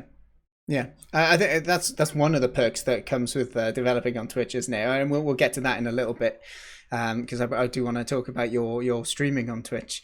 But I think it's really good, because I think when I play game jams sometimes, like, humor is definitely it can be an amazing thing, but it can also, if you're not on the same wavelength with humor, it can also kind of push someone away from a game sometimes. And what I'll say I find in like game jam games quite often is the humor's almost all done through like narration. So you're kind of forced to like click through these kind of text cutscenes in a way, and if you're not finding it funny, and then it's almost a waste of time.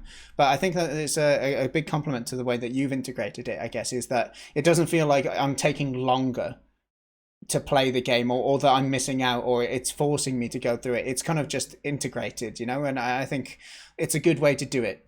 And so it didn't put me off the game, even though, like, I personally probably wouldn't do a game where you go and poop your pants and clean them in a dry cleaners whilst giving goblins porn to distract them.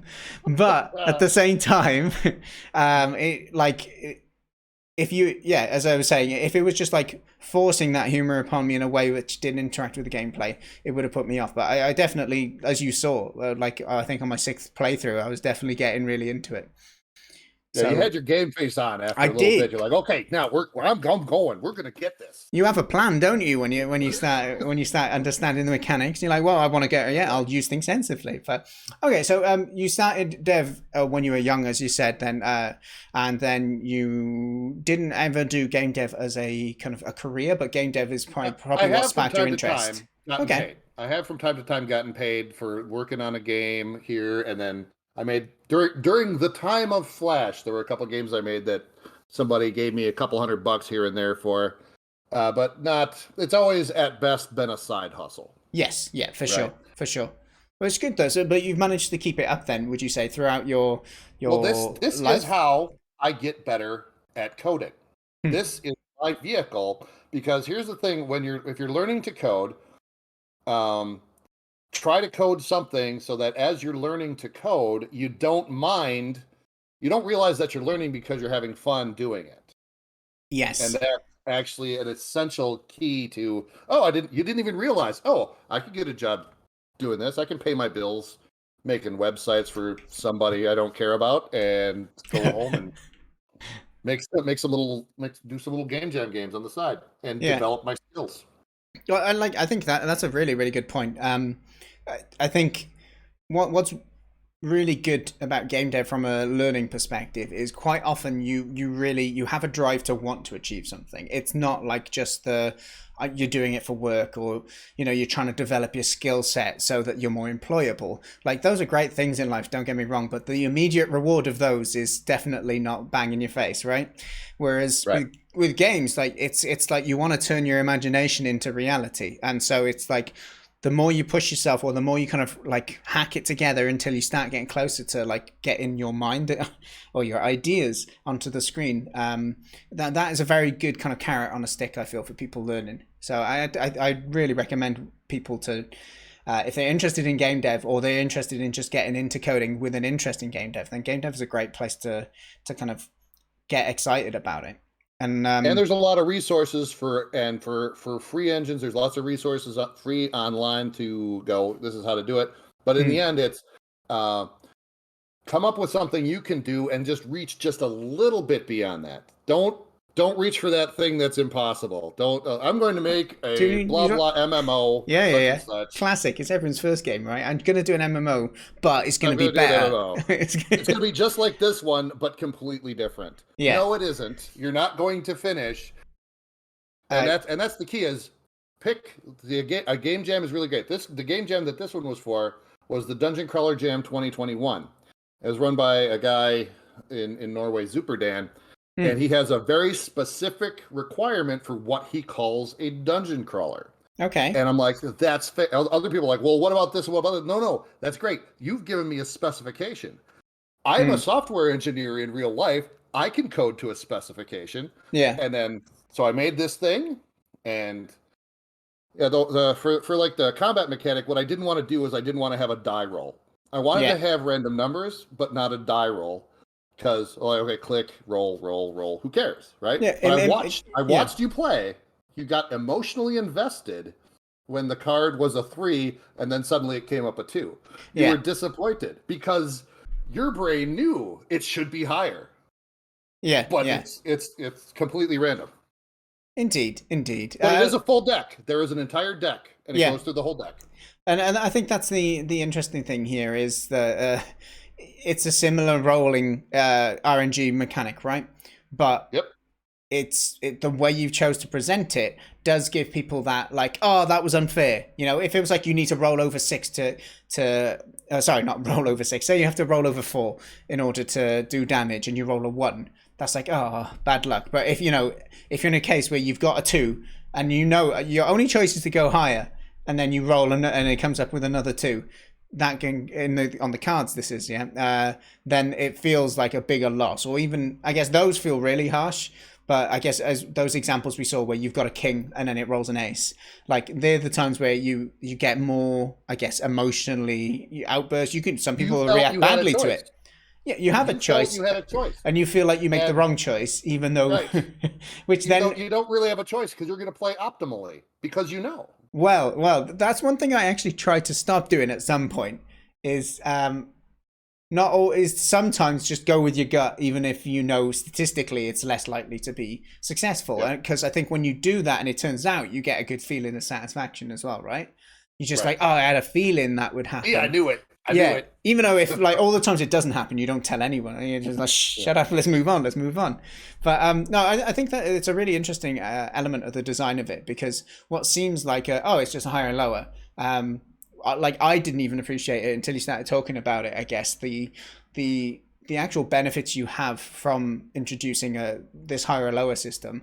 That it may make people angrier in a way. It depends on the emotional stability of the person, right? They might go, oh, it's stupid, or whatever. What's the chances of that? And feel that it's rigged. But really, I think you're right. It gives people choice. And what's really nice about that is then it influences their next decisions. And what you can do is the more times that someone gets unlucky, they start to stray from the optimal path. Because they're like, no, we've been in this situation before, and it doesn't go, choosing the most optimal one every time doesn't work. So I'm going to do something different, and then the outcome of that, if it goes well for them, then they're like, yes, I knew it. That was my strategy that worked. And then if it goes bad for them, then they get more emotionally kind of fueled by it. It has tension to it, and it has emotional impact. Yeah. Just from cards. Yeah, no, I'd agree, and I think it's been a really interesting topic to discuss about it actually, because you end up playing mind games with yourself, which is quite a feat to kind of to have in a game. And like, yeah, if on every other kind of dev interview I've had, I make a big point of talking about choice, and I think you've hit it on the head here, that just having that little bit of choice here makes a significant difference into the experience and the gamification of it. So yeah, fair dues with that. Returning back then quickly to your general story. So you said you did a bit of game dev on the side, along with basically being a general developer, I guess, a software developer. Yeah. How long have you been doing game jams then? Because from your previous admission of me being one when you were starting to code, yeah, I don't know, like, without sounding disrespectful, I don't know how long game jams have been a big deal for, you know? Is it more of a recent thing, or? Every once in a while, I look around and go, okay, here's a game jam, and a lot of them, especially ones now that it's like completely free to make them on itch, right? You can just make a dozen game jams today. Yeah. Most of them go absolutely nowhere. So I've participated in a few crash jams. Okay? Good old Krassenstein. So, and there was an Alaka jam. It's been more in the first in the last few years that it's not a big deal to me, and I entered one Ludum Dare, and that's going to be enough for me. I don't have the visual chops to be able to do it. Do you feel it's a bit more of a full package game jam? Do you feel? No, that's for the really serious people. That's for the ultra. Those for not for me. Not for me. I'm much more casual. Because actually, this game came in number 27th overall out of 84 in the Dungeon Crawler Jam. That's good. However, it's the very first one that I'm aware of in the Dungeon Crawler Jam that is now available on Steam. So, yeah, that's definitely a feat as well. Yeah, you take tell that, them, fellow jammers. Were you the other 27 before you? They did. No, I don't know. There might have been another one, but in any case. Hey, we don't talk about it. It's not a problem. It's not a problem.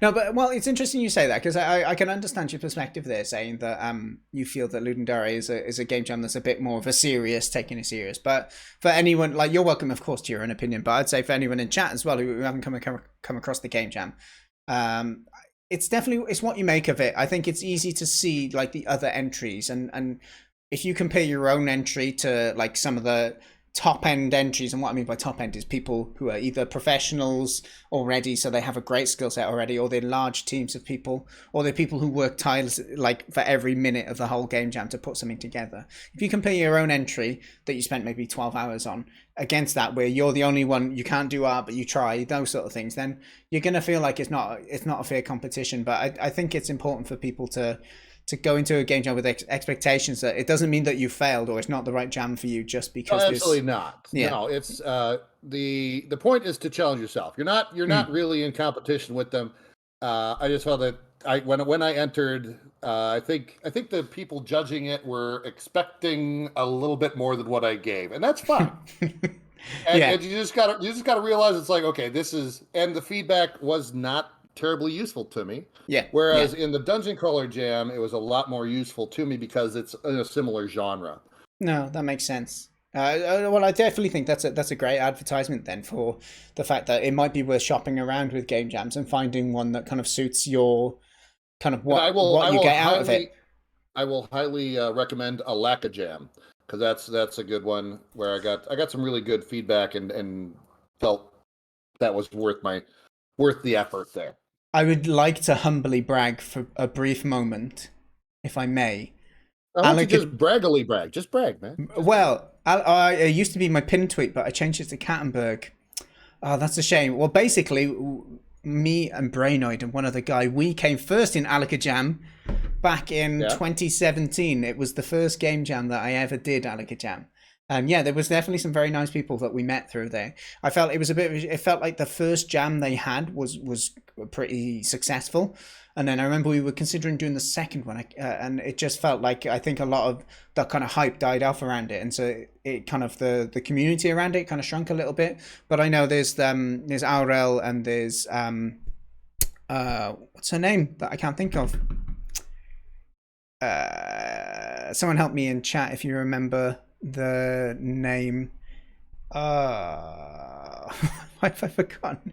Anyway, there's a couple who basically work on a few different game jams, but they help out and they do a lot of work around Alaka Jam as well. And I think there's certain individuals who really like promote the event, and they're really involved in playing other people's games and just making it an event, you know, rather than a thing where a bunch of devs kind of come together, don't interact with each other, and throw a game into the pot. Danae is who I'm trying to think of. I might be saying it wrong, but I think it's spelled like that in chat. She streams on Twitch, and her partner RL Billy is also often involved in the Alaka Jams as well. But okay, moving on from that then. So we were saying that with game jams, we've it's actually cool to hear about the dungeon crawler one. Is that something that repeats? This was the first one. I believe he does intend to do one in 2022.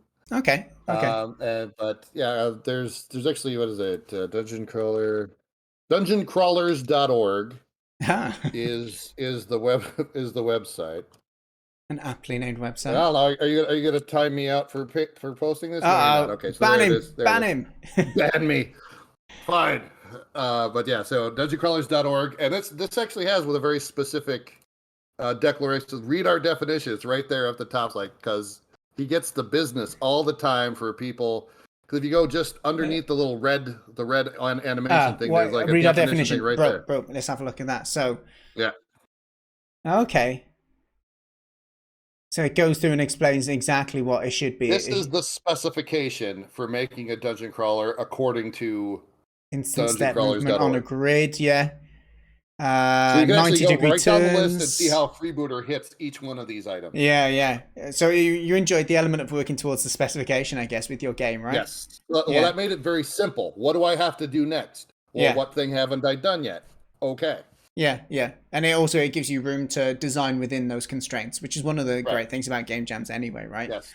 Constraint is very, very important. You actually can't get anything done if you can do anything. Yeah. You cannot complete things if you can do whatever. It's definitely very easy to just choose new finish lines all the time, isn't it? I guess if well, let me tell you. Okay, I want you to name the most famous painting that you can think of, the one that a painting that everybody knows. I'm trying not to say Mona Lisa because I feel that's what you want me to say. I'm leading you right to Mona Lisa. I'm playing a shell game with you. Of course you are. Mona Lisa. Do you know that the Mona Lisa was a work for hire? He did that because he was paying bills and had to get paid. Yeah. So that's work under constraint. Yeah. The most famous painting in the world was a work under constraints. Yeah. So take that. I will put it in my pipe and I will smoke it. Don't you worry. That's fine. No. It's definitely it's a worthwhile kind of look at that kind of concept, isn't it? If you have a set bunch of objectives, that your energy goes into that then rather than trying to come up with an objective. And I think that from a creative point of view, be it art, music, game dev, whatever, something that's too open-ended, you can a lot of people, I'd imagine, get lost in that creative kind of expanse. And so game jams are a great way to kind of narrow that down and give focus and give you scope, because I think we find it difficult to give ourselves scope, whether it's idea based or how much we try and fit into a game. But okay, so you are a developer who also streams on Twitch, right? Yes, I am. How did you come across game dev on Twitch, and when did you start streaming, and how have you found that experience? Okay, the very simple answer to that is Genso in 2018. Okay. Everybody knows Genso, or everybody's seen Genso? I know of Genso. Yes. Genso. So I just saw him, and then I'm like, oh hey, there's these other people. And they're like, oh hey, you know what? I could stream. And then for a long time, I got very, very depressed because nobody was watching me. And then I realized, you know what? If I'm streaming because people are watching me, then I'm not streaming for the right reasons. I need to stream for me. I need to stream so that, because basically it's my time, 2 hours every morning, where I'm developing my skills and practicing my skills as a developer. That's the time where I professionally develop myself. Yeah. Yeah. Well, and it was. It's Go on. and then but then as you're doing that, you're going to meet what I call your Twitch neighbors and your Twitch your new Twitch Peers, I guess, friends. right? The Yeah. ones who stop streaming around when you start, or stop streaming in the middle of your stream, or start streaming in the middle of your stream. So the people who raid you and the people that you're going to raid. Yeah. Right. Yeah. So these are your Twitch neighbors and your Twitch friends. Yeah. And so I consider that kind of a little bit of a peer group, right? Mm. And actually, we're all live coders, the ones that I'm thinking of. So there's me and Crass and Tim Bodette, and you're in there, and there's some other folks as well in this group. Graham Weldon. Oh yeah. And so that's we become kind of this little group, and then I realized Crass has games on Steam. Tim has games on Steam. Graham has a game on Steam. You know what? Here I am with the word game dev in my title. I need a game on Steam just so that I can get my street cred with my Twitch crew, right? So get invited to all the big parties, right? If you otherwise you're not cool enough. Well, no. Right? But here's the thing. So I also wanted to learn what does it take to publish a game on Steam. What does that take? And okay, what are the barriers to entry? Because they're not impossible barriers, but they are significant. And what I've learned is the very first one. So there's three really. One, there's a cover charge. If you want to sell on Steam, you gotta pony up that $100 for the submission fee. Yeah. Number two, there's a dress code. When you put together your store page and you put together your build, they have to approve that initially. Right. And then three, in order for you to be discoverable, you have to have 10 paid people who paid for your game review your game if you want to get into the VIP lounge where people can actually get to know you and discover you. Yeah. So 1, cover charge. 2, dress code. 3, you're not on the list for the VIP lounge until you're a friend of ours. Yeah, you always need to get a bit of street cred, as you said, right? In terms you got to get the street cred, yeah. Okay. So, well, first off, that's thank you for sharing that as well. I've spoke to a few of the people that we've had on about that actual process of chucking it onto Steam, and I think there is definitely a lot more to it. I think people, especially if they're used to the idea, if you just go to itch.io and you publish a game, you write a description and you're done, and it's available for people. It's definitely not the same process on Steam. There's reasons for it as well. I guess they're a business. They sure. has to be worth it to them. So they're basically kind of like an AirSats publisher of your stuff. So first off, it's like, no, we're going to need a deposit. That's what we're going to need. It's to keep out the riffraff. Yeah, and I think there's a lot of riffraff on Steam already, right? So that's immediately... We call it shovelware. There's lots of shovelware. You can't see it. It's not there. It's immediately crossed my mind with when you said about you got to have 10 reviews that for a small dev, maybe without any marketing or whatever, that can seem a little bit harsh. You're like, well, how are people meant to find me? But there's so many games like Asset Flips out there, or Shovelware, whatever you want to call, where they're games which are very almost like autonomously put together, or just like some game that was put together in half a day, which is not. Yep. I don't know. There's lots of garbage that should stay right there in the heap with everything else. Yeah. And it's weird because I guess we're creating this unwritten separation, right, of like what we deem as a worthy game or not. And I guess that it's hard to. There's no hard and fast rules for what makes a game worthy. And I think that's very subjective. But I think Wormius is here. Hey, Wormius. I think Steam has those things in place to try and set that kind of that barrier of what counts as a genuine game, maybe or not. But so what else was your experience with Steam then with this? Did you find the process something you were able to work through on yourself? Or was I got through it. I put up. It tells you all the little store. It tells you this is what you need to do. So you put the stuff up. They'll give you the feedback of we didn't like this, we didn't like this, we didn't like this. Go fix this, fix this, fix this. You go and you do that, and I made it so the first time I failed both reviews. I failed my store page review and I failed my build review. Right. But they told me exactly what I needed to do. So you know what I did? I did exactly what they told me to do because it's their store. Yeah. Yes. They are the authority. Yeah. I'm Yeah. not going to argue with you. I want to be on your store. So I did that, got over that hurdle, and then got to release, and now I have 6 reviews from people who paid. So please, Dan, I will. I please will. give a Don't you review. worry. I will. And so that would, I think, bring me up to 7. So just 3 more of you lovely people watching Honest Dan. If you've got $5 or whatever the equivalent is in the currency of your region. Yes. Yeah. For sure. For sure. And It's discoverable. And then what I really just want for it, it has an audience. I know this game has an audience, but they can't discover it. Yeah. Until you have that number of reviews. I'd agree with that. I'd agree, and it's definitely something to aim for, and it's important, I guess, for people who've never gone through this process before to realize that especially if it's a niche game, that you do need to get that initial kind of push in, I guess, in order for the snowball to start building. And after 5 people, I ran out of my friends that I could make buy it. It's really. Yeah, I know what you mean.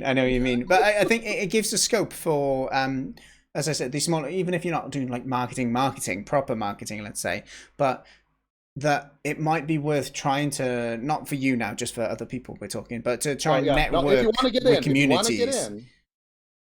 Go on. No, if you want to get in, these are the hurdles. Yeah.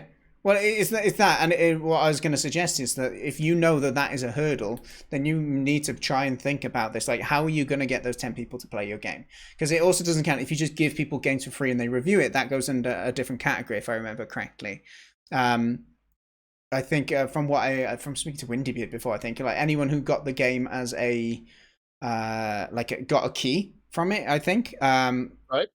It does when you there's 2 different numbers. Blackmage has one, and he has a review, but his review doesn't count. Yes, that's exactly what I was getting at. Yeah, so it's one of those where you need to think you need 10 people to buy it, and so if you, for example, your game, if it's a dungeon crawler game, that you could think ahead of like, okay, I know there's people who would enjoy it.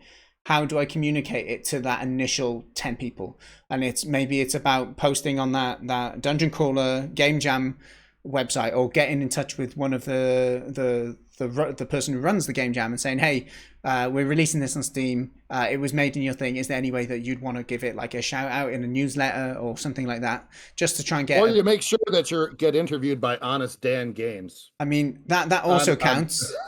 That also counts. But yeah, exactly.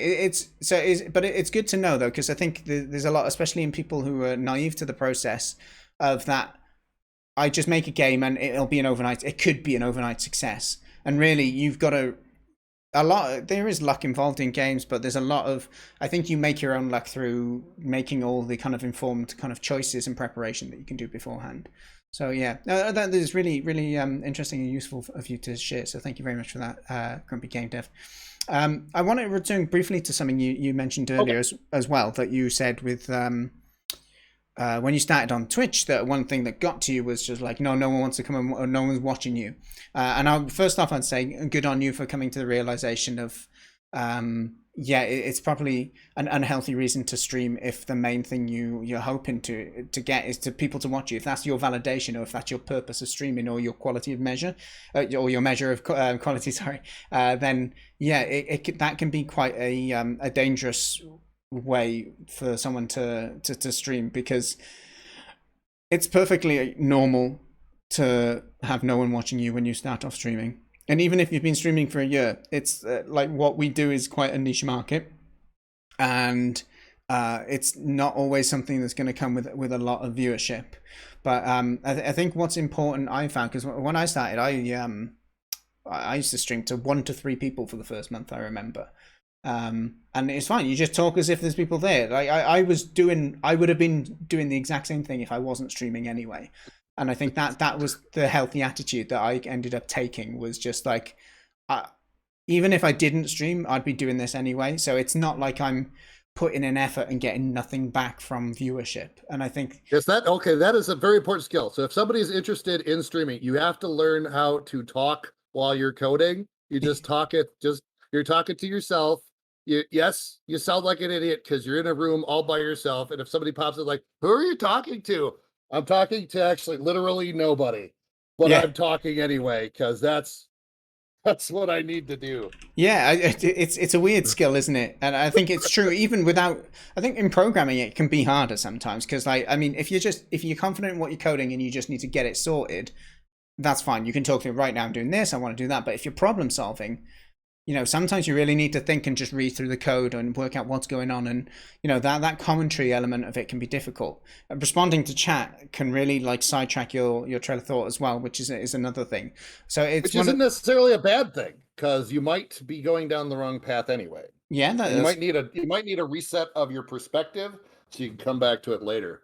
That's a positive spin on it. I've almost come to the conclusion. It doesn't always happen. It's 50-50. Yeah. About that. Well, I've come to the conclusion of productivity is quite difficult to like. I shouldn't expect to be super productive if I'm going to be streaming my work. You know. 9 months we've made a strange internet. Yeah, I still am because around now I've gotten to most streams are around 7 or 8 people watching. Yeah. And a lot of them because I'm 6 hours behind you. So a lot of times I get the UK lunch crew, and I get the people in Norway eating their matpake, and I get there's a guy from India, and then there's Graham. He's in Japan, so he's like, I don't know, next week Thursday, whatever that time zone in Japan. So it's just like -10 but plus 24, so plus 14 or whatever. And he's winding down for the day, and so we just kind of hang. So a lot of people who have to work from home now are just I'm the person over on this other screen doing my work, and they can do their work, and so it feels like everybody feels like they're in an office now because I'm your friend, just making noise. It's one of the things I joke about myself often is that like we are your background noise, and really when you're when you're, I guess if you put it as in the context of making a YouTube video, like, and you make content and you want people to watch it and you know focus on it, and then if someone's on their phone instead of watching your video, you'd be like, oh, that's insulting. But with streaming in a way, especially with dev, I find it's not like top high octane kind of top tier entertainment minute to minute, you know, and so I think it's perfectly. Lurkers are viewers. If you're a lurker, you count as a viewer. Just keep your volume just slightly up so that you can count as a viewer. Well, it's whatever they need to do, right? But it's I think it's nice that that you can kind of come to that acceptance that it's okay. It's not insulting if people aren't fully focusing on what you're doing, and I think it definitely in the dev industry it's important to kind of acknowledge that, because streaming like game dev is not going to be, unless you're doing a game jam where you're doing all of the interesting parts in a short amount of time. General dev is not going to be that kind of new interesting thing. I had a peak during the jam. I had about twice as many as what I do now, because there were other jammers there watching, and then the week after was the judgment week. So I played as many of the games as I could on stream to give my ratings and reviews and whatever. And then that was about double what my normal viewership was. And then that was done. And then, well, okay, that's me and Black Mage and my other malcontents and ne'er-do-wells. Yeah, and it's I've noticed the same sort of thing. We have peaks, especially do Lune and Daria. Like I tend to play a lot of the games on stream and give feedback. And yeah, definitely during those and while I'm developing during that time window, you do get a lot more. I don't want to use the word exposure because it's not so much about oh look, we're getting more numbers. For me personally, anyway, it's more of a case of it's a chance to meet new people who may be interested in your content but just didn't know it existed. And I think that's one of the nice things with like Legendary. I know have like the stream section on the right of the page of the homepage, so during the jam it'll show like streams that people who are doing game dev particularly taking part in LD, and then that gives an opportunity for people to find communities, I guess, of game development on Twitch, which is definitely a good thing, I think. I agree. Yeah. So, it's good to hear that you've grown on Twitch as well. I think that you've got yourself a community now, and I think it's, as someone who used to stream like full time when I was kind of teaching myself game dev, to someone who's kind of struggled to find a balance between real life work and maintaining some online persona and stream schedule. I definitely know like viewership is.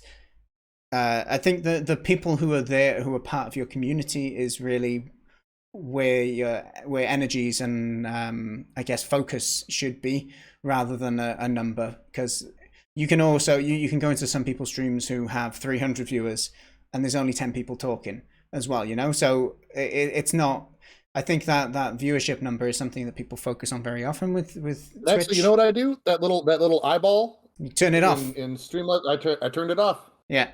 The only time I know how many people are in there is when it's time to raid. It makes a difference, doesn't it? It definitely makes does, a difference.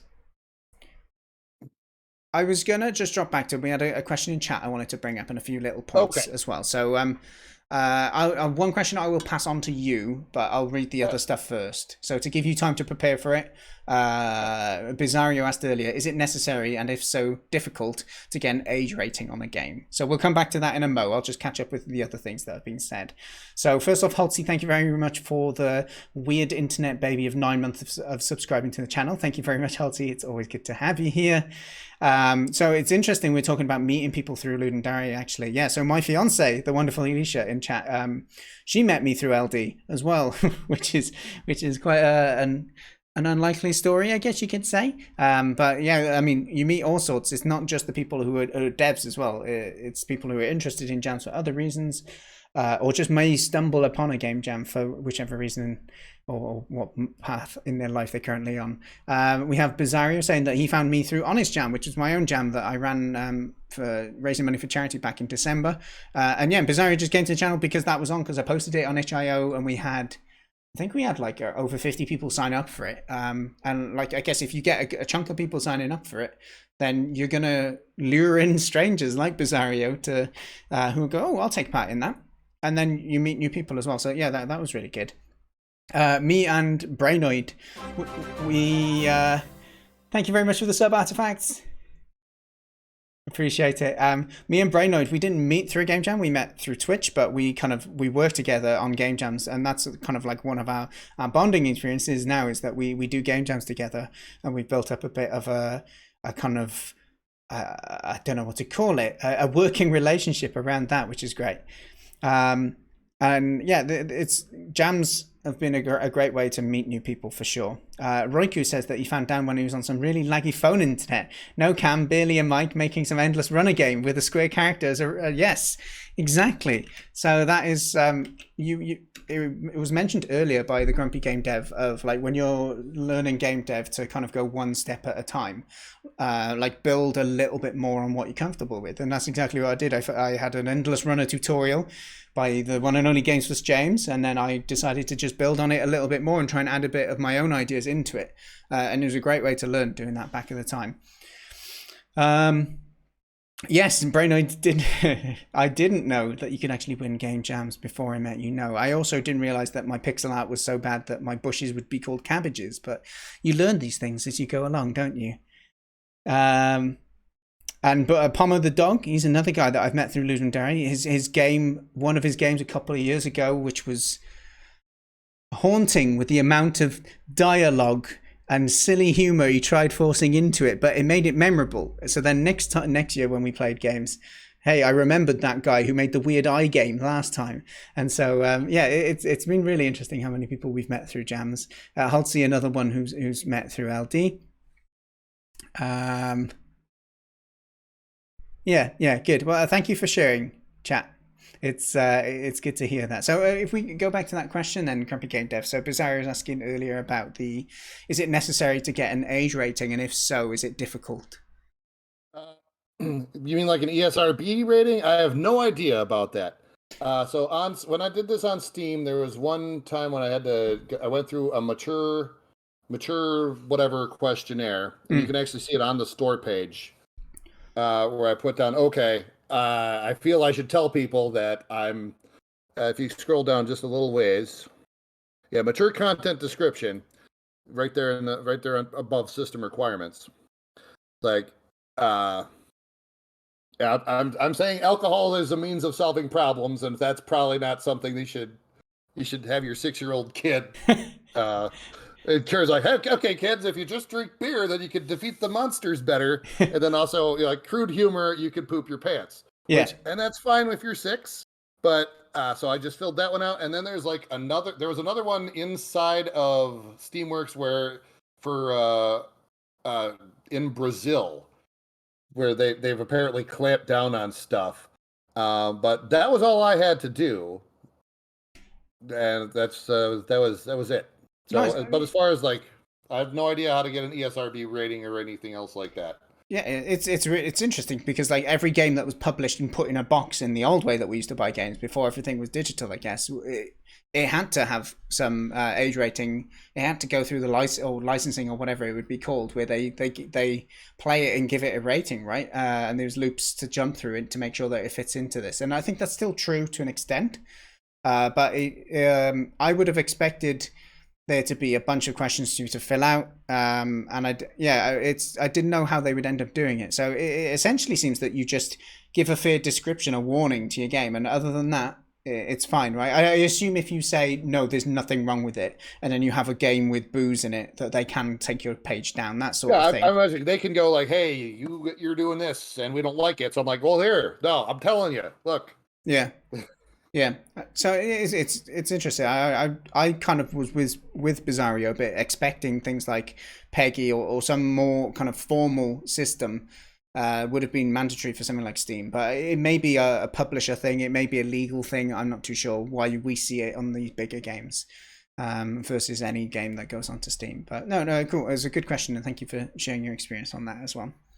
So okay, so we've had a chat about generally how you got into game dev, a little bit about how you got into Twitch as well, and then we've had a brief chat about SPLORR in terms of how it came about. Sorry, SPLORR! I didn't shout it. There was 2 exclamation marks for a reason, right? And those exclamation marks, they're not punctuation. That's part of how you spell it. Yes, it's in all caps and 2 exclamation points. That's how you spell it. So, I think you'll notice on my tweet today, I actually put a full stop after it because I know it's not punctuation. Yeah, it's not punctuation. It's the word. It's an expression, right? But okay, so with that game, we talked about how it came about a little bit. So it was through the Dungeon Crawler game jam that you came across, and also that you had motivation to make a game based on, you saw your peers, your Twitch neighbors, as you called it, publishing games. So I guess the kind of wrapping up this interview, the kind of questions I'd be interested in now is like question 1, and feel free to answer these in whichever order you want. So question 1 would be, how do you feel now that you've gone through that process, both from a point of like publishing it and versus the kind of design of the game now that it's out and people are playing it? Do you have much like kind of thoughts on like what you would do differently, things like that? And then the second question, which kind of correlates a bit, is do you have future plans now in terms of I think I seen in your stream title you may have started a new project, and if so, what are your plans with any new game dev projects for yourself?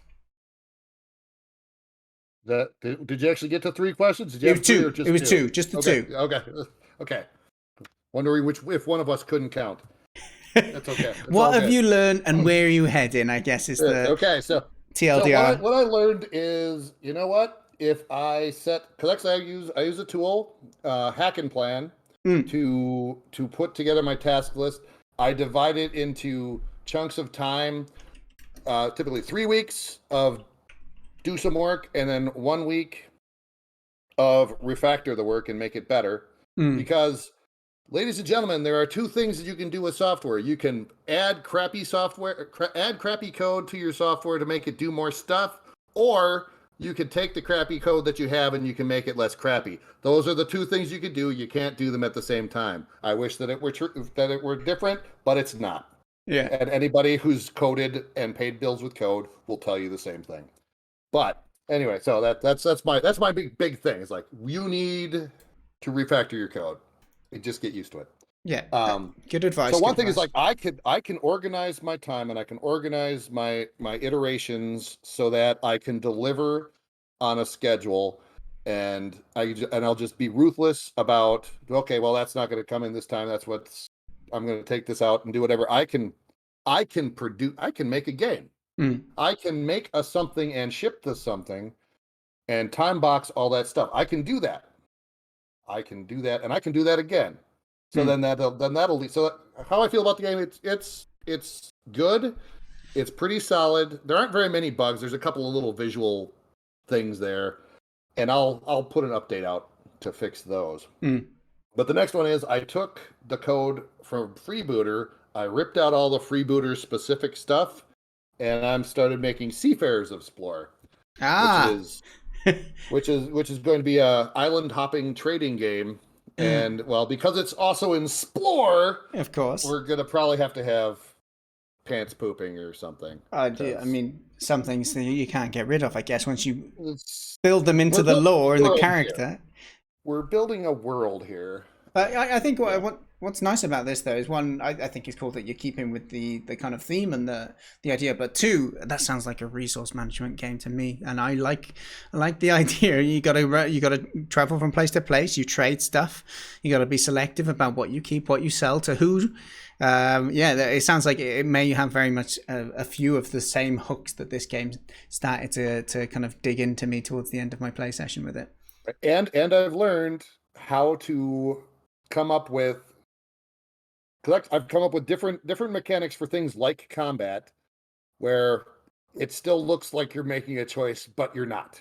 And so that's the illusion of choice. Right? The illusion of choice. Yeah. But, so you'll feel more engaged. But so, because here's the thing: if you have one card in front of you and you have 6 face down cards in to choose from, and you just have to pick one, you're going to click one and hope that it beats that. But here's the thing: if I just make only one of those cards be the one that beats that other card, it's still a 1 in 6 chance. But you feel like well, if I chose another one, it could have been a different outcome, right? Could have been, whereas if you just have a deck with one card that you pull off at a time, you don't get that same feeling of choice, right? It was like, oh, I was destined to lose. And I think that can definitely put players off. So I think I'm glad to hear that is still part of your philosophy while designing the player experience for this upcoming game as well. Seafarers of SPLORR, is that what you called it? That's Seafarers of SPLORR. Sorry, I keep saying it wrong. I apologize. It's like a 1-syllable word, but if you can make it into about 3 or 4 syllables, SPLORR. Just kind of. Why isn't this in the trailer? Huh? Let me teach you how to say SPLORR. Okay, SPLORR. No, that's you're not saying it. Actually, what I should really do is I should get probably Blackmage and do a bit, or just find somebody with like, okay, so it's SPLORR. No, it's not SPLORR. It's SPLORR. And just go ham on that. Yeah. Why not? People. It feels like it's part of your personality with it and your character. So, how to pronounce SPLORR. Yes. So, what sort of timeline have you given yourself for this upcoming project? Or not there yet? This December 5th. Have you just pulled that out your backside, or is that actually the date? No, actually, I put together, because basically I give myself 3 weeks of adding functionality and 1 week of refactor. Yeah. And I'm like, okay, so and the very first thing is like, so by the end of July, I'm going to have something that is MVP, right? Yeah. So minimum viable product. So you can play the basic mechanics of going from island to island and buying and selling, and you can starve to death, and then the win condition is just you have a fixed number of turns. If you make it through all of those turns, then it gives you a final score. You've retired from whatever, and then you get your little denouement, epitaph, whatever. Yeah. But so that's the plan. So, but we're going to have the ability to just barely do that by the end of the month, and then add some more things from there for a couple more. And then the last iteration is, okay, time to pay the Steam fee, time to get the achievements in there, time to get the statistics in there. Because that stuff takes time as well, right? It's not too bad, and now that I've had some practice with it, it goes pretty well. Have you ever thought of But reflecting back on the freebooter, do you ever think of like expanding, adding new things to it, or do you draw a line and move on? You know what? I'll tell you what. If Freebooter, because okay, there's a threshold at which that $100 deposit that you give, there's a point at which they go, okay, you can have that back now, and that's at like $1,000 of their gross sales. Right. Okay. Yeah. If it makes it there, then you know what? I will significantly upgrade Freebooter, or make a Freebooter 2 Yeah. electric boogaloo. Or, But okay, so that sounds. I didn't even realize they'd give you the little deposit back, but I think that makes sense though, right? that's my understanding of what happens. Yeah. That's when I read it. I go, when you meet $1,000, then they go, okay, you can have your deposit back. Yeah, yeah. So, but I think I could be completely wrong there. It seems a sensible way to approach it, though, right? Because I personally find it hard to let go of projects. I do a game jam, and I always want to just finish off a few extra things we didn't fit in there, right? And I end up spending too long on it. But it's enjoyable for me. But I think from a commercial point of view, I appreciate you have a job, and this isn't your means of getting money. But it does seem like if there's a demand to add more content to it, then that's great. But if you have a player base of 1. And is it worth another 2 months of dev for that one person to explore that content, or is it worth putting time into a new project where hopefully more people can enjoy your creativity and your humor and your ideas in a game? So I think that sounds a reasonable approach to that situation. Right, but but without that, I'm looking to have more of the shotgun method. So okay, if you like Freebooter SPLORR, there's going to be a couple patches. One, yes, I need to make it so that you can full screen the thing. You're absolutely right. Yeah. I need that. And I've already done that with Seafarers, so I can go back and do that and go, okay, this is not a problem. And then there are a couple other little glitches here and there that I want to fix. So that'll be update 1 probably in August. But no major, we're going to have a different type of alcoholic beverage to consume. No. Or magic mushrooms that make the screen all whatever, something. I don't know. Yeah, you'll have to update your mature content description for that one, though. Yes, illegal substances. Okay, well, it sounds cool. I'm looking forward to seeing how your Seafarers game comes along. I'll try and pop into your stream. I'm one of those who I struggle to multitask at work. Like I can't have a stream on while working because I can't focus very well. You're that guy. That guy. Like I must. Oh wait, I'm supposed to do work. Well, for me, it's just as much as I'd like to, because I like the idea of like checking in with people. Because I'm terrible at watching Twitch otherwise. Because once I finish work, I'm like, okay, this is my time, and I find like Twitch is good as a kind of whilst you're doing other things. Personally, for me, anyway. So yeah, it'd be nice if I could watch streams more often while I worked, but I generally, unless I'm doing some non-thinky side of work, Sure. It's rare that I get when you're writing the unit tests. I'm writing unit tests. I can watch a stream. Yes, or you're waiting for your editor to load up so you can test something, or you're making a build and there's a bunch of loading and waiting and little ticking boxes and progress bars and stuff to wait for. Then yeah, times like that it suits. But hopefully I can catch some of your streams. You stream roughly around the same time as Krasenstein, so it's first thing in the morning, right? I go from about 4:15 my time, which would be 10:15 ish your time, until about 6 my time, which is about noon. Yeah, that makes sense. And also, I wanted to say this earlier, but like Krasenstein does as well, or he used to, I think he still does. The idea was that he used to get up before work in order to pursue this stuff, and it seems very much that you're doing the same thing, getting up really early just to give yourself. I got children, man. This is the only time I got. Exactly. So, but it's great that you do it, because I think a lot of people just kind of concede to it, and it's not a criticism of those people, but it's very easy to concede that I have no time. But I think examples like yourself, like Krasenstein, and many other people in the world. And here's the thing about Twitch. Here's the thing about streaming. If you're streaming, if other people, maybe nobody is watching you, but anybody can wander in at any time. You're not going to go and check your email or your Twitter or your whatever thing you're doing, you're not going to check that. Yeah, you're right. You're going to focus on your thing. Yeah, it's a good kind of accountability tool in that sense. It is a tool for that. Yeah, definitely. But regardless, as much as it may help you, I think it does show that it's not easy for someone to go, right, if I want to do this thing that I enjoy or that I'm passionate about, then I need to make time for it instead of complaining that there's no time for it. So kudos to you. 8 p.m. I have to go to bed at 8 p.m. to do this. Yes, yeah. But So you do. So good on you. And I do. And I hope you keep it up, and I hope it keeps giving you a source of enjoyment and an expression of creativity as well through your games. Yeah, it'll be cool to see you. I'm going to be hosting a game jam. I need to do one this month, actually. I need to start do one before Elisha gets here, and she gets here in a month. But and I will be doing one at Christmas time as well. But yeah, if the themes suit you and suit your style of kind of what you'd like to do, maybe the one at Christmas after the release of this, then do feel free to take part in one of those, because it'd be fun to see what you could add your kind of personality into a little game jam for us. It'd be interesting. Okay, man, you're going down. You're going down.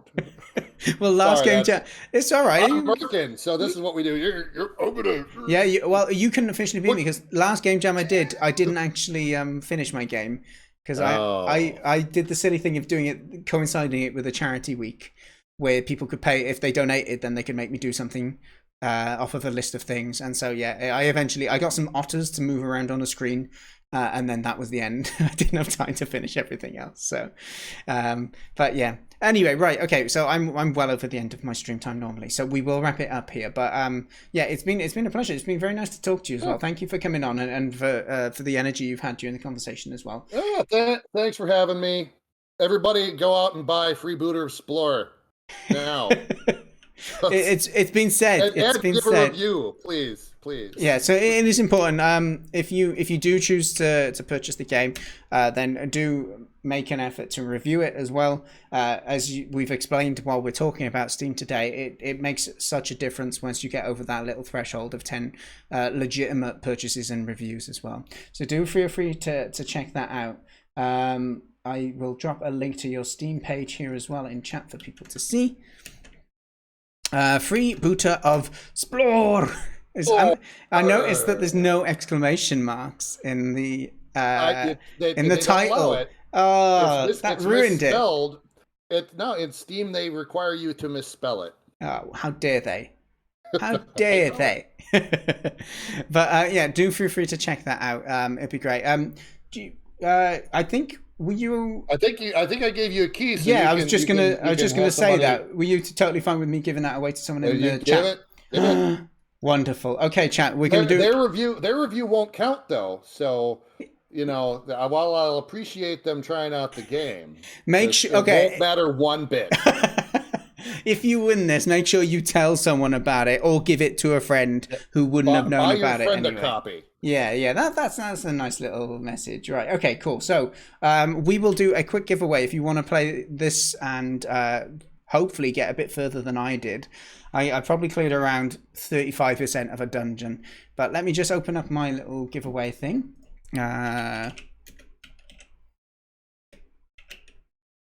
And now I have to drop off because I have to call my wife back. She's been calling me a bunch of times. No, that sounds good. Anyway, so thank you very much for your time. I appreciate the time. I enjoyed your game as well, and I hope you continue to do what you enjoy doing, good sir. Don't forget the review. Just do the review. Like, subscribe, press the bell at the top corner. You won't do the things. All those things, do them. You have a good evening. Take care of yourself. Okay. Cheers. Take care. I don't know if you caught it, but he wants you to buy and review the game. Just in case you missed that bit.